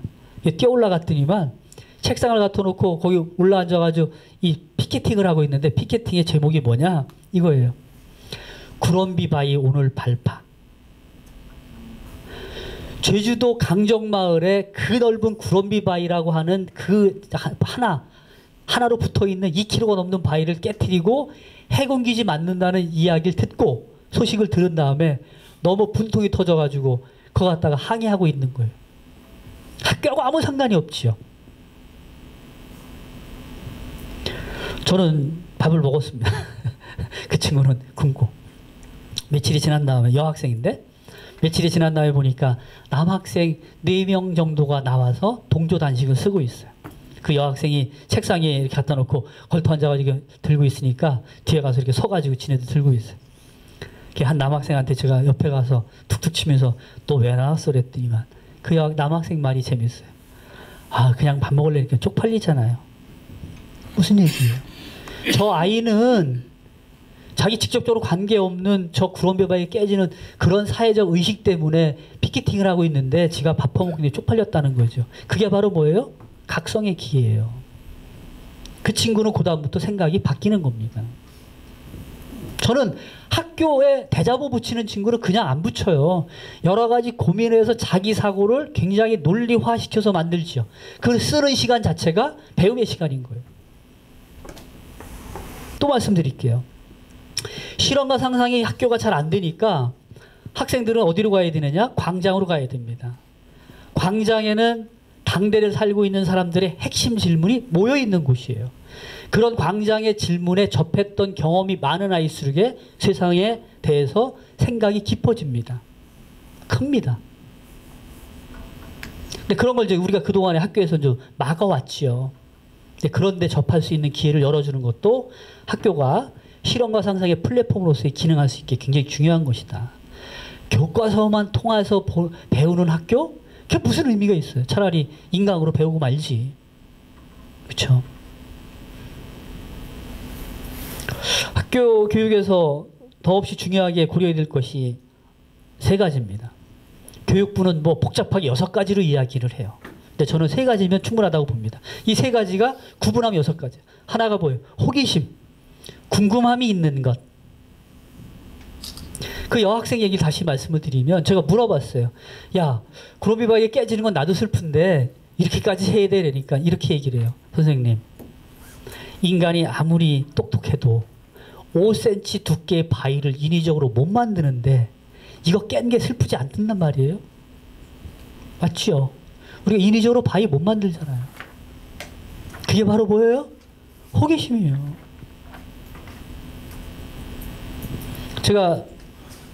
지금 제가 근무하고 있는 학교에 제가 있는 방은 교장실이라고 말하지 않고요. 마중방이라고 얘기합니다. 저도 마중방에 근무하는 사람이라고 표현을 해요. 아이들한테도. 거기 딱 들어오게 되면 자석으로 벽을 만들어 놨어요. 신문 오려가지고 다 붙여놓고 누가 와도 신문을 떠들 수도 있게 만들어 놨어요. 근데 중학교 1학년 애들이 훈련이 되니까요. 재밌습니다. 와서 자기가 꽂히는 신문을 골라요. 그런 기회를 통해서 세상에 대해서 사고를 확장하는 거예요. 근데 재밌죠? 강릉까지 KTX가 놓이니까 강원도에 있는 강원도의 자체 신문에서는 굉장히 환호하잖아요. 그죠? 서울에서 1시간 좀 넘어서 강릉까지 오니까 사람들이 해먹고 뭐 막 이럴 거라고. 근데 중학교 1학년님이 한 놈아가 그걸 보고 있더니 툭해도 던지는 말이 저한테. 선생님, 토요일 날 사람들이 와서 뭐 이렇게 해먹고 그러는 건 좋긴 한데 이 가깝다고 강릉 사람들이 짐 싸가지고 올라가면 어떻게 해요, 서울로? 맞죠? 거주지가 이 우리나라처럼 수도권의 영향력이 큰 지역에서는 이 교통편이 빨라지게 되면 어떻게 돼요? 돈 있는 사람일수록 짐 싸가지고 올라오게 됩니다. 그게 이제 지역의 소멸의 하나의 단계예요. 그래서 제가 그 친구한테 네 말이 맞아. 일본에 가면 일본의 도시 중에 소멸된 도시들이 그런 전철을 밟았거든. 그래서 지방도시 살생부라고 하는 중앙대 교수가 쓴 책이 있어요. 마강래 교수가 쓴 책. 책꽂이에 있는데 제가 그 친구한테 야, 혹시 그런 데 관심이 있어서 틈나면 저 빨간 책 갖다 좀 읽어봐. 그 친구 학교 공부 잘 못해요. 그런데 그렇게 해서 사고가 커지는 거예요. 굉장히 중요합니다. 저는 지금껏 생활해 보니까요. 신문만큼 좋은 학원이 없고요. 신문만큼 좋은 학습지가 없습니다. 세상에 대개의 질문들이 다 들어와 있죠. 두 번째가 따뜻함. 인간이 가질 수 있는 최고의 자산이 인간적 부드러움입니다. 이것 키워주는 것. 그다음에 이제 자존감이요. 자기가 이제 존엄함이 있음을 아는 것, 각성하는 것. 이 3가지가 모든 교육행의 밑바탕에 깔려 있어야 될 그런 목표가 아니겠느냐. 근데 우리는 이러한 기초를 다지기 이전에 부어주기 시작을 하잖아요. 제가 말을 만들었습니다. 사고의 야성. 제가 이거 왜 했는지 아세요? 똑똑하다고 하는 사람들 만나서 대화 나눠보니까 너무 막혀있어요. 재미없어요. 저는 지방대 출신입니다. 누가 얘기해도 제가 다닌 학교를 높이 평가하지 않아요. 저는 강원대학교라는 곳을 나왔어요. 거기서 좋은 사람 만나서 거기서 박사학위를 했습니다. 근데 제가 지방에 있는 지방뿐만 아니라 뭔가 좀 새로움이 있는 사람들 얘기 들어보면 이게 있어요. 사고의 야성이. 기존의 틀을 뛰어넘는 생각들. 이것 있는 사람이 소위 말해서 미래사회 우리가 4차 산업 인공지능 얘기하죠. 그런 시대에 자기의 존재감을 내세울 수 있는 친구들입니다. 두 번째가 이제 인간적 질감이에요. 인간적 따뜻함, 부드러움. 싸가지 없는 건 끝내 안 돼요. 맞죠? 음식을 먹을 때 식감을 따집니다. 물론 음식 먹게 되면 그나 식당 잘못 잡은 거죠. 음식의 식감, 옷의 옷감, 인간의 질감. 이게 생명인 거예요. 근데 우리 교육에서는요, 이런 걸 강조하지 않는 게 이런 말 쓰는 사람이 극히 드뭅니다. 없어요. 별로 안 써요. 더욱이 인공지능이 여러 가지 일을 처리한다고 하게 되면 인간한테 인간의 고유성이 있어야 되는데 그게 바로 인간적 질감일 것이다. 제가 우리 학교 학생들한테 그래서 인사가 인간적 질감의 기본이야. 식당에서 애들이 기숙사에 있으니까 세 끼 먹거든요. 아침 5시에 일어나서 밥 해주신 분들한테 고마움을 표해야 돼. 먹고 나서 또 인사해. 받을 때 인사하고 먹고 나서 정말 감사히 먹었다. 우리가 식당에 가서 돈을 지불하고 먹습니다. 돈을 지불하고 먹을지언정 내 따뜻한 음식을 해주는 사람한테 갑질할 이유가 없는 거죠. 제가 얘기를 해요. 그런데 내가 갑질하는 거 사람 아주 갑떨어뜨리는 일이다. 이게 안 산다. 저는 이게 인간의 존엄을 높일 수 있는 기회라고 봐요. 이런 것들이. 이런 게 좀 중요하게 거론되는 그런 게 좀 의미 있게 읽히고 서로가 이런 것들을 좀 중요하다고 이야기하는 학교의 분위기가 됐으면 좋겠다. 뭐 이래야 이제 아까 말씀드렸던 4.16의 문제의식이 조금은 바뀔 수 있겠다는 얘기고요. 자, 이게 이제 제가 논리게임을 하는 겁니다. 우리나라의 교육평가, 교육학을 배운 사람들은 다 이렇게 배웠어요. 한 집단을 평균치를 내게 되면 딱 이렇게 나옵니다. 1000명 중에 1명이 0.1%가 영재예요. 2.1%가 공부 좀 하는 애들이에요. 13.6% 하려고 노력하는 아이들. 68%가 보통이에요. 나머지가 이제 해도 안 되는 애가 13.6%. 얘네가 좀 슬프죠. 놀았으면 좋겠는데 계속해. 근데 해도 안 돼. 그 다음에 여기가 이제 양아치 이렇게 돼요. 우리가 소위 이제 그렇게 이제 구분한단 말입니다. 그러니까 어떤 특정한 학교에서 한 학교에 평균을 냈더니 여기 있던 아이가 전국 단위의 수능을 보고 이렇게 배치하니까 여기가 있을 수도 있잖아요. 그죠? 수능이라고 하는 것은 전국의 60만의 학생을 이틀에 놓고서 얘기를 하는 겁니다. 그리고서 인서울된 아이들, 요 애들만 아주 의미 있다고 보는 거예요. 그런데요, 인간 존재가 그럴 수가 없어요. 제가 뒤집어 본 거예요. 자, 보세요. 한 인간의 능력의 분포가 이렇게 됐다고 봐요. 근데 여기 이제 영재라고 하는 아이 볼까요? 이렇게 될 겁니다. 노력해도 안 되는 영역이 있어요. 얘도. 맞죠? 얘가 많이 갖는 건 남들만큼 할 수 있는 거예요. 그 다음에 이제 이 아이를 영재답게 구는 거는 지만이 잘하는 거 있단 말이야. 남들이 잘 못하는, 자기만 잘하는 것. 그러면 여기 있는 애만 이럴 거냐? 저는 여기 있는 친구, 우리가 교육적으로 실패라고 얘기했던 친구들 봐도 똑같다는 거예요. 노력해도 안 되는 게 있고요. 남만큼 하는 게 있고 얘만이 잘할 수 있는 게 있어요.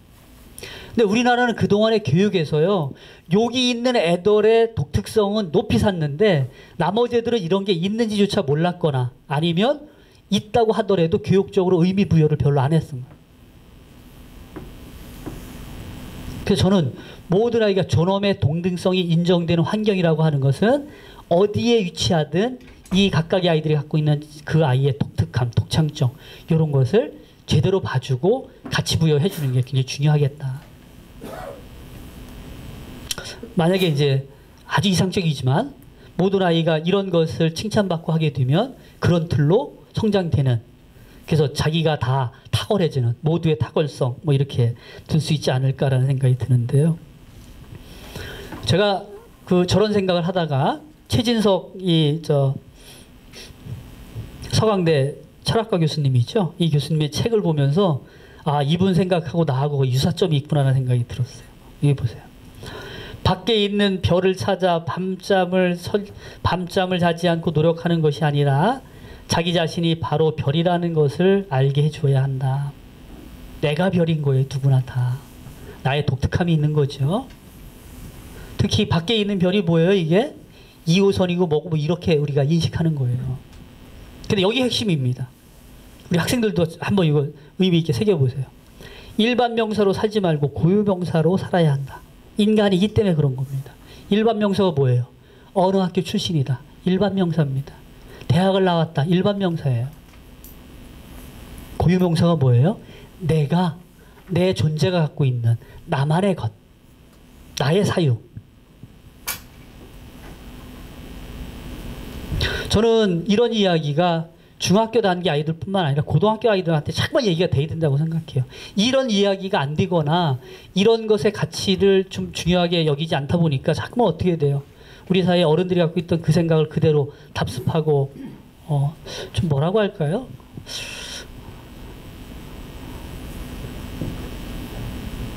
그 30살이 돼도 사회적 감성, 사회적 지능이 빵점이에요. 빵점. 저는 그 시험 보고 그 잘난 시험 보고서 정규직된 친구들이 비정규직하고 함께 사는 가치를 모르고 시험 보게 하라고 하는 게 사회적 지능이 정말 낮다고 보는 겁니다. 학교 민주주의 굉장히 중요하지요. 학교 민주주의 크게 두 가지입니다. 학생들이나 부모님이 참여할 수 있게 만들어줘야 돼요. 주인이기 때문에 그렇죠. 그래서 이렇게 주장할 수 있는 겁니다. 이게 이제 아까 역사교과서 채택했던 학교에서 학생들이 반대한 거죠. 학교의 주인은 학생이다. 이게 이제 참여하는 거예요. 근데 학교 민주주의 여기서 끝나면 안 돼요. 어떤 게 있어야 되느냐? 두 번째는 참여해서 주장하는 것뿐만 아니라 모든 학생이 존엄이 동등하게 보장이 돼야 돼요. 우리 대통령께서 취임사에서 이런 얘기했죠. 민주주의가 뭐다? 밥이다. 이제 정부를 상대로 주장하고 할 수 있는 여러 가지 참여의 통로는 만들어져 있고요. 좀 더 차원 높은 민주주의는 골고루 밥을 먹을 수 있어야 되는 거예요.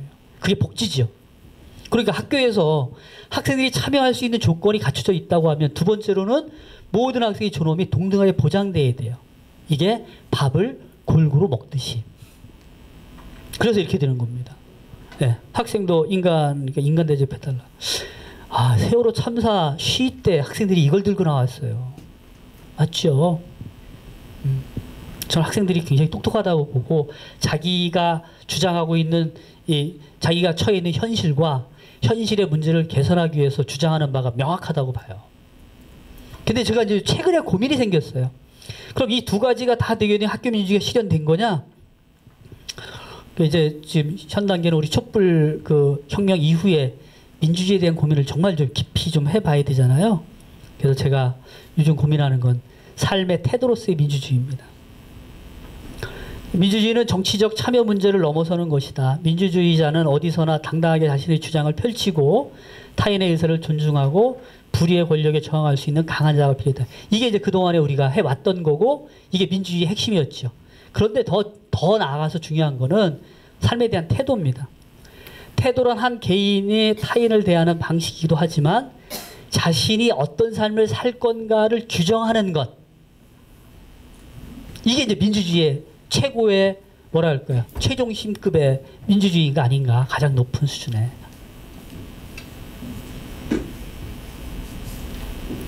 이것 보면 어떨까요? 저는 이게 민주주의라고 봐요. 불편을 감수하는 희생, 약자에 대한 배려, 실수를 용서하는 관용, 손해를 자청하는 이타심, 이런 것이 정말로 삶에서 인간적 위협의 근간이 된다. 이것을 아는 것, 저런 것 알고서 저런 삶의 태도를 가지려고 하는 것, 그게 최종신급의 민주주의가 제대로 정착된 건가요? 우리 택시 운전사 그 영화에 나오는 그 독일의 한츠 피터라고 하는 그 기자 있잖아요. 그분 손해를 자청하면서 와서 그 아주 어려운 시기에 한국의 그 좀 야만을 국제사회에 알려주잖아요. 그런 분 삶의 태도의 민주주의에 대한 훈련이 정말 잘 돼 있는 분이에요. 저는 그 영화 보면서 뭐 광주의 그 아픔도 있지만 그게 너무 부럽더라고요. 아, 저런 삶의 태도에 대한 학습이 있는 거. 저는 그런 학습의 기회가 없었거든요. 또 유튜브에 떠돌고 있는 그 동영상 중에 어느 노숙인의 선택이라고 하는 동영상이 나중에 한번 꼭 보세요. 노숙인의 선택. 동영상의 줄거리에 이래요. 이틀을 굶는 사람이 벤치에 있다가 돈이 생깁니다. 돈이 생기니까 마트에 가가지고 먹을 걸 잔뜩 사가지고 와요. 근데 갑자기 자기가 앉았던 벤치에 와서 이제 그거 이제 먹으려고 이제 준비를 하는데 옆에 있는 사람이 전화를 겁니다. 자기 친구한테. 내용은 이거예요. 내 딸이 아픈데 돈 좀 빌려달라. 근데 친구가 빌려줄 수 없다는 이야기를 이제 막 하는 게 전화가 들려요. 그러니까 이 노숙인이 이틀 굶은 사람이 그 먹으려고 사가지고 왔다가 가만히 쳐다보다가 그 사람한테 물어요. 무슨 일이 있느냐? 내가 지금 이런 상황이다. 자식이 있는데 병원 가기도 돈이 하나도 없다. 그 사람한테 자기 가방을 맡깁니다. 잠깐만 기다려달라고. 그리고 자기가 마트에서 샀던 그 물건을 두 손에 들고서 가가지고 20분 만에 돌아와요. 20분 동안 다 바꿔가지고 환불해 가지고 온 거예요. 와서 하는 얘기가 이겁니다. 내가 이틀을 굶었기 때문에 나도 돈이 정말 필요한 상황이다. 그런데 지금 이 상황에서는 당신이 나보다 더 돈이 필요하다. 가져가서 치료하라고 줘요. 이 사람이 받아가지고 일부를 또 그 사람에게 줘. 그러니까 이 사람이 너무 행복해하는 거예요. 지가 다 준 거에서 일부를 받아놓고. 그런 거예요. 노숙인이라고 하는 그 우리가 딱지를 붙여서 천하게 볼 수 있지 모르겠지만 삶의 태도의 민주주의라고 본다면 정말로 깊은 수준인 거라고 생각이 돼요. 제가 그거 보면서 눈물이 나더라고요. 아, 그런 교육. 저는 그래서 앞으로 학교의 민주주의가 이런 방식으로 가야 되겠다. 그러려고 하면 정말로 우리 이제 교사들 자체의 그 각성, 삶에 대한 그 뭐라고 할까요? 뭐 철학적 고민 뭐 이런 게 굉장히 중요하게 좀 이제 거론될 필요가 있지 않을까라는 생각이 듭니다. 한 5분만 더 써도 괜찮으시겠죠? 예, 마지막으로 이제 제가 앞에서 정책 이야기도 하고 학교에서 학교 문법 바꾸기 위해서 몇 가지의 고민들이 필요한 말씀을 드렸는데 철저하게 우리가 교육을 바꾸려고 하게 되면 인식의 위치성, 내가 어떤 위치에서 인식하고 있느냐를 고민해 볼 필요가 있습니다. 굉장히 중요한 문제라고 생각이 돼요. 제가 아무리 뭐 이렇게 얘기해도 학생의 위치에서 얘기하는 경우가 별로 없거든요. 한번 보죠. 호주에 있는 어느 카페입니다. 이 카페에는 남자도 있고 여자도 있고 뭐 이렇게 돼 있죠. 근데 이게 카페 하우스 누리예요. 이 카페에서만 지키는 누리 여기 적혀 있는 거예요. 칠판에. 이걸 확대해 보면 이겁니다. 하우스 누리라고 있죠. 이 카페 이름이 핸섬 허입니다. 핸섬 허. 자, 하우스 누리 이렇습니다. 자리 배정에 여성이 우선이다. 그러니까 빈자리가 있을 땐 모르지만 남성이 앉아서 다 찼어. 근데 여성이 들어오면 여성이 우선인 거예요. 재밌죠? 두 번째가 더 재밌습니다. 남성 고객에게는 18%의 요금이 추가된다. 같은 커피인데 남자는 18%를 더 내야 돼요. 왜? 너희들은 호주라고 하는 사회에서 구조적으로 항상 18%의 임금 이득을 더 본 인간들이야. 그러니까 다른 데는 어떨지 모르지만 내 가게에서만큼은 평등해야 돼. 18% 더 내. 멋지죠? 그리고 이제 세 번째 남성 여성 모두가 이제 존중은 다 존중된다. 이런 카페 우리나라에 하면 될까 안 될까요? 안 될 것 같아요? 저는 좀 다른 생각인데요. 서울 광화문 근처에다 이 카페 열으면 되실 것 같아요. 광화문에는 그래도 나름대로 이 민주주의자들이 많이 나오잖아요. 그죠? 사회 구조적인 모순에 대해서 분개하는 사람들이 많이 나오잖아요. 시위하러. 그거 근처에 어디 놓고 광고가 되게 되면 남자들이 허세가 있어요. 또 허세가. 내가 얘도 사회 구조적인 고민이 있는 사람이야. 그래가지고 일부러 가가지고 뭐 이게 저기 컵에다가 이렇게 써가지고 들고 다닐 거예요. 보라고. 장사가 되는 일이에요. 그런데요. 이런 카페 하우스 이게 이제 호주 잘 된대요. 이 카페를 만들 수 있는 건 절대 남성의 위치에서는 돼야 안 돼요. 남성 위치에서 여성을 생각한 페미니즘이라고 하더라도 이런 카페가 나올 가능성 거의 없습니다. 여성의 위치에서 인식할 때 가능한 일이에요. 남성이 쥐었다 깨어나도 안 됩니다. 그래서 어떤 위치에서 인식하냐가 굉장히 중요하다. 자, 이거 보세요. 화장실입니다. 화장실에 우리는 보통 요거 떨고 요거 떼어놨지요. 그죠? 우리 여기 화장실도 이렇게 만들어 놨더라고요. 근데 유럽에 가면 이게 한꺼번에 붙어 있는 게 있어요. 이렇게. 이건 뭐예요? 이쪽은 여자, 요거는 남자예요. 요거는요. 간성이라고 하죠. 간성. 남자 여자가 함께 있거나 심리적으로 남자 여자 어디에도 소속되지 않다고 생각하는 사람들이 있는 거예요. 저 성적 정체성이 있는 사람이 꽤 있는데 문제는 뭐냐면 남자 여자 띄워놓고 이거 띄워놓게 되면 이 간성인 사람이 여기 가요 안 가요? 못 가지요. 그러니까 이걸 누구를 배려하고 철저히 누구를 배려하는 거예요? 이 사람을 배려하는 방식이죠. 누군지 모르는 겁니다. 인식의 위치성, 어디에서 인식하냐에 따라서 굉장히 달라질 수 있다. 교원의 인식, 우리가 아무리 저는 이게 교원의 인식의 위치성을 잘 이 선생님이 그 이화여대 최재천 교수님이시죠. 그 작년까지는 충남 서천에 있는 국립생태원의 초대 원장님 하신 분이에요. 이 교수님이 그 이제 생태원에서 뭔가 경시대회 같은 걸 했는가 봐요. 근데 상을 주는데 전혀 몰랐대요. 이렇게 어린 학생이 나오는지를. 나오니까 무릎을 딱 꿇고 주는 건데 이 교수님의 얘기가 그냥 서서 하게 되면 위압감을 줄 거 아니겠느냐. 저는 이게 굉장히 이제 그 이분이 평소에 갖고 있는 철학이 뭔가를 잘 보여주는 대목인 것 같아요. 우리 교원들 이렇지요. 교육에 대한 비판하게 되면 교육부 관료 먼저 이제 때려요. 그리고 두 번째가 뭐예요? 교육청의 장학사 장학관 욕 먹고요. 세 번째 안주가 학교의 교장 교감이죠. 그렇게 되잖아요. 그런데 학급에 가면 뭐예요? 학급에 가면 담임이 교육부 장관이고요. 교육청의 장학사고 내가 비판하는 교장이고 그런 거죠.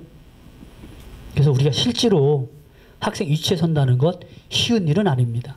의식적으로라도 위치성을 조금은 좀 낮출 필요가 있겠다. 그렇지 않게 되면 현상 유지에 폭군이 되는 겁니다. 이제 행정학에서 관료를 얘기할 때 비하에서 이렇게 얘기하죠. 관료, 현상 유지를 폭군하는.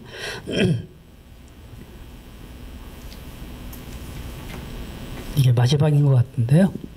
이런 말을 합니다. 일부 학자들이. 부분적 인권론자. 이게 비하하는 말이에요. 이게 부분적 인권론자. 무슨 얘기냐면 구조적인 인권 침해에는 관심이 없고 소수자의 정체성에만 관심이 있는데 이제 쉽게 표현하게 되면 이거죠. 교회에서도 어려운 사람 돕자고 막 얘기하잖아요. 근데 사실은 어려운 사람을 돕는 것도 중요하죠. 어려운 사람이 나오지 않도록 하는 사회를 만드는 게 더 중요할 수 있잖아요. 근데 그거 얘기하면 빨갱이라고 얘기해. 세상에. 말이 안 되는 거잖아요. 구조의 문제. 우리는 구조로부터 벗어나기 굉장히 어렵거든요.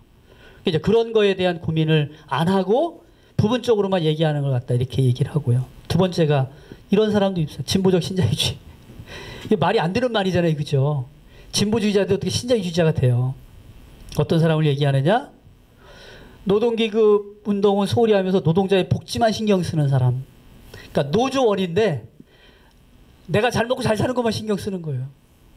노동자를 억압하고 있는 구조나 이 노동자의 노동 상권을 제대로 실현하기 위해서 조건에 대한 고민을 하지 않고 이런 사람들을 이렇게 얘기하는데 제가 이 두 말을 왜 끄집어냈느냐.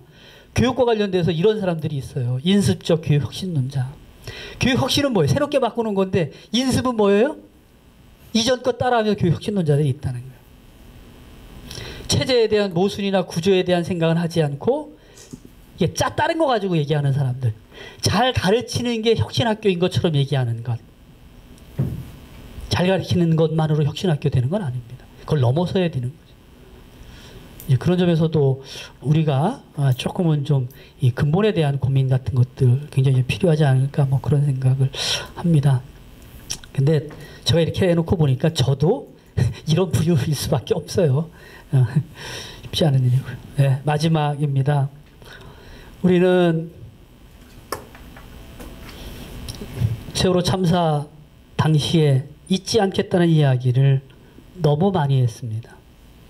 잊지 않겠다는 이야기를 해석하게 되면 정말로 새롭게 바꾸겠다는 이야기였을 것 같아요.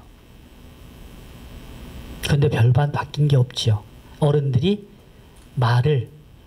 이 말을 말처럼 크게 해놓고 대빵 맞음도 못 쓰는 것 같은 느낌이 들어요. 작년 촛불 들을 때 우리는 이런 얘기했습니다. 포기하지 않겠다. 뭘? 저는 이게 교육적으로 제가 얘기해 보면 이런 것 같습니다. 우리 교육이 포기하지 말아야 될 것은 인간에 대한 예의와 존중이에요. 저게 공교육의 출발이고 저게 목표가 돼야 되는 거죠. 그러려고 하면은 존엄하게 아이들이 대우받을 수 있는 시스템과 제도를 만드는 것, 그런 문화를 갖추려고 애쓰는 것, 그런 것을 교원의 정체성으로 중요하게 삼도록 교원을 양성하는 것, 교원이 들어왔을 때 그런 사고를 갖도록 만드는 교육 정책, 뭐 이런 것들이 좀 정말 중요하게 필요하지 않는가라는 생각을 좀 하게 되는 겁니다. 제가 준비해 온 말씀은 여기서 이제 마치고요. 뭐 이렇게 서로 이렇게 주고받는 대화가 있었으면 좋겠습니다. 예, 마치겠습니다. 고맙습니다.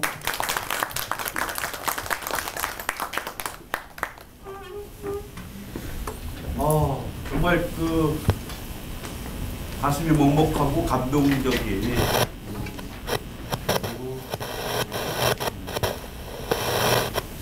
정말 한 말씀 한 말씀 놓칠 이야기가 없을 만큼 중요한 놓칠 이야기가 없을 만큼 정말 그 뼈저리 말씀을 해주셨습니다. 중간중간에 그 인용했던 우리 송경동 시인의 시, 그리고 마지막에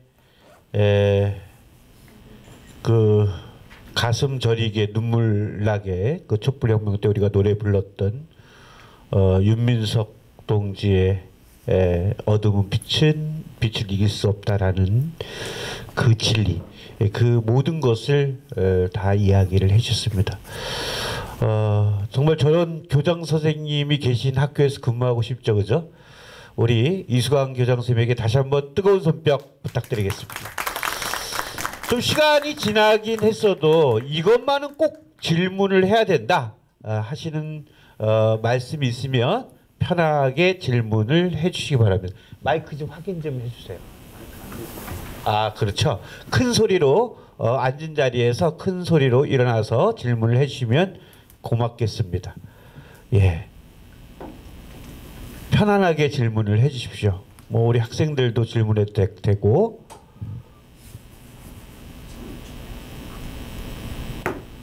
네. 이번에 특성화 고등학교 이제 현장 실습 관련돼서 한 가지 어떤 생각을 가지고 계신지 여쭤보고 싶은데, 좀 사건 사고가 많아서 점점 폐지한다, 12월 달로 나갈 수 있겠다 이런 말이 나오는데, 특성화고 같은 경우는 이제 실질적으로 진로를 찾아서 이제 학생들이 공부를 하러 온 곳인데 현장 실습을 못하게 되면 특성화고가 인문계에 비해서 가지게 되는 그런 메리트가 사라지는 거잖아요.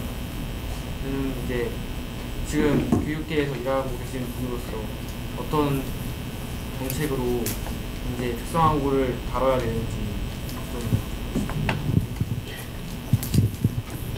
좀 원론만 말씀을 드리면은요.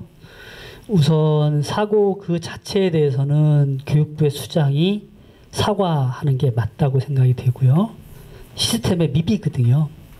두 번째로 앞으로 그런 문제가 재발되지 않게 하기 위해서는 안전장치, 특히 인권이 침해되지 않을 수 있는 제도적 장치를 분명히 만들고 학생들이 실습을 나갈 수 있도록 제도 조정을 하는 게 맞겠다라는 생각이 듭니다. 그 다음에 또 한 가지는 그 안에서 학생들이 선택할 수 있는 권리를 좀 줬으면 좋겠어요. 예를 들면 그 현장에 실습을 하다가 문제가 생겼을 때에 뭐 긴급조정권인가 그런 걸 발동해서 본인이 학교에 요청하게 되면 학교가 개입해서 그 현장에 계속 있지 않도록 하는 그런 조금은 좀 제도적인 조정이 좀 필요하겠다라는 생각을 합니다. 네, 가장 크게는 우리 사회가요 정말 책임지지 않는 건데요. 학생이 자살을 하는 일이 있었다. 그렇다고 하면 저는 그게 어떤 지역이든 그 지역의 교육의 책임자가 사과하고 하는 게 맞다고 생각이 돼요.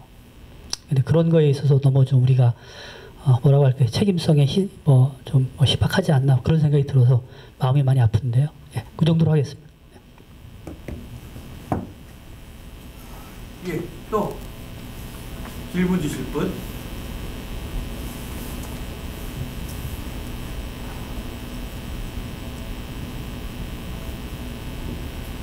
예.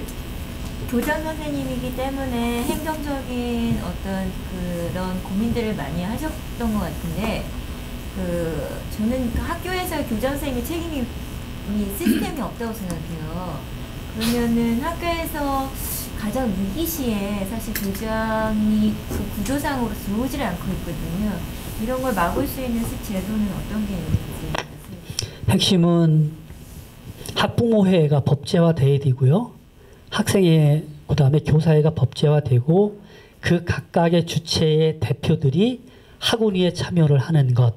그다음에 각각의 주체들이 갖고 있는 자치조직에서 뭔가 안건을 만들어서 정리가 되면 그게 이제 의견사항으로 채택되는 방식으로 전환이 돼야 되지요. 제가 그 4.16 교육체제 여기서도 좀 제안을 했고요. 지금 교육부가 교육청의 그 정책을 이관하는 교육자치정책협의회라는 게 있습니다. 제가 그 협의회에 참여하고 있는 일원인데 거기서도 이 의제가 안건화돼 있는 상황입니다. 만약 그렇게 되게 되면 학교장의 독단이나 권력의 남용 있기가 어렵지요. 네, 그렇게 가야 된다고 생각합니다.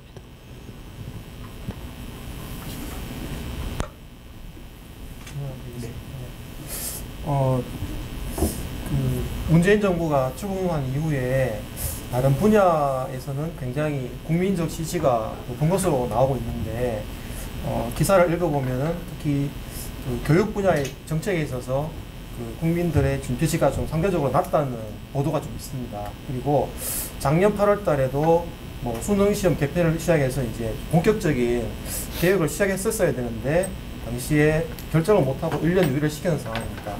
앞으로 우리 문재인 정부의 교육 정책이 어떤 방향으로 나갈 것인가 좀 예상을 좀 해주시면 좋을 것 같습니다. 이거는 뭐 저기 촬영 안 하셔도 될 것 같고요. 사견을 전제로 하고 말씀을 드리면 글쎄요, 스텝이 꼬였다고 아까 제가 좀 잠깐 말씀을 드렸는데 어떤 의제 정책을 제안하고 거기에 반대 세력들이 반대를 하다 보면 절충을 하지요. 절충의 방식이 연기해 놓는 거예요. 연기한 다음에 어떻게 결정될지는 아직 눈에 보이지는 않지만 그려지는 이제 그림이 좀 있지요. 원한대로 가기 쉽지 않을 겁니다. 이런 절충주의 전략이 제가 볼 때는 동력을 굉장히 좀 잃게 만드는 요소가 아닌가 싶어서 개인적으로 많이 좀 답답함이 있고요. 그 다음에 좀 뒷받침을 해줘야 될 국가교육회의 출범이 너무 늦었고요. 실제로 이제 내년이 되게 되면 벌써 정권 3년 차가 되잖아요.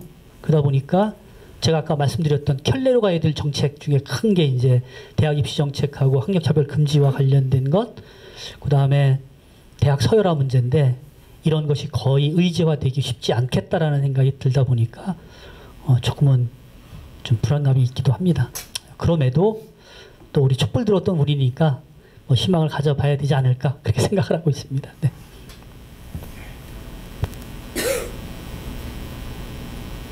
예, 마지막으로 한 분만 더 받아볼까요? 네, 예. 아까 저기 특목고 예를 들어서 과학고나 외고를 다 폐지하고 자사고도 그렇고 다 이제 일반고로 돌리는 방향으로 생각하시잖아요. 그런데 혹시 그런 거는 생각 안 해보셨는지요? 일반고 내에서의 우열반처럼 운영되고 있는 시스템들이 가끔 있거든요. 근데 사실 자사고 생긴 이래로 사실 일반고가 굉장히 슬럼화된 거는 명확하고요. 제가 이제 서울에서 그 일반고의 교사를 재직하고 있거든요. 그래서 그런 부분에 굉장히 이제 뭐 많은 분들이 공감을 할 거예요. 근데 이제 고등학교 내에서 굉장히 그 보수화된 학교들이 대부분이라고 저는 보거든요. 근데 그 안에서도 사실 어떤 시스템 중에는 그 우열반처럼 편성돼서 운영되는 부분들이 또 있어요. 근데 그것도 깨져야지 사실은 완벽하게 아마 그 균형이 맞을 수 있다고 생각하거든요. 네, 오르신 말씀이고요. 네. 그래서 이제 학교가 이제 그런 걸 운영할 때에 형식적 절차로서는 학원이 통과가 돼야 되는 거잖아요. 교육과정 운영 자체가. 그러니까 지금은 현재는 학원위가 교장의 권한 속에 있거나 또 이제 좀 교장의 유리한 쪽에 있는 사람들을 모셔다가 운영되다 보니까 그런 문제가 막 이제 쉽게 이제 통과가 되는 방식이죠. 근데 다른 지역은 어떤지 모르겠는데 서울에는 일반고 중에서 과학 중점 학교라고 따로 있거든요. 근데 그 과중학교를 하는 이유가 이제 우수한 애들이 많이 온다 그래서 이제 과중학교를 되게 먼저 시작한 학교들은 사실 상당히 좋은 시스템으로 자리를 잡았고 그걸 보고서 이제 또 후발주자로 또 네. 과학 중점 학교를 하는 신청해서 작년 재작년 이렇게 다시 시작한 개설한 학교들이 있거든요. 네. 근데 그게 일반반에 상당히 사실은 영향이 있죠. 예, 굉장히 영향이 있어요. 그 피해가 아주 네, 막심하거든요. 맞습니다. 네. 공부 사실 성적 낮은 학생들한테. 네. 그래서 일단 학교의 그 결정권을 통제하는 방식으로는 학원위가 자기 자리를 잡기 위해서 3주체의 자치기구가 법제화되는 게 굉장히 이제 중요한 순서일 것 같고요. 두 번째는 고등학교가 학점제로 전환이 되게 되면 그런 문제가 많이 완화가 됩니다. 그럴 수밖에 없거든요.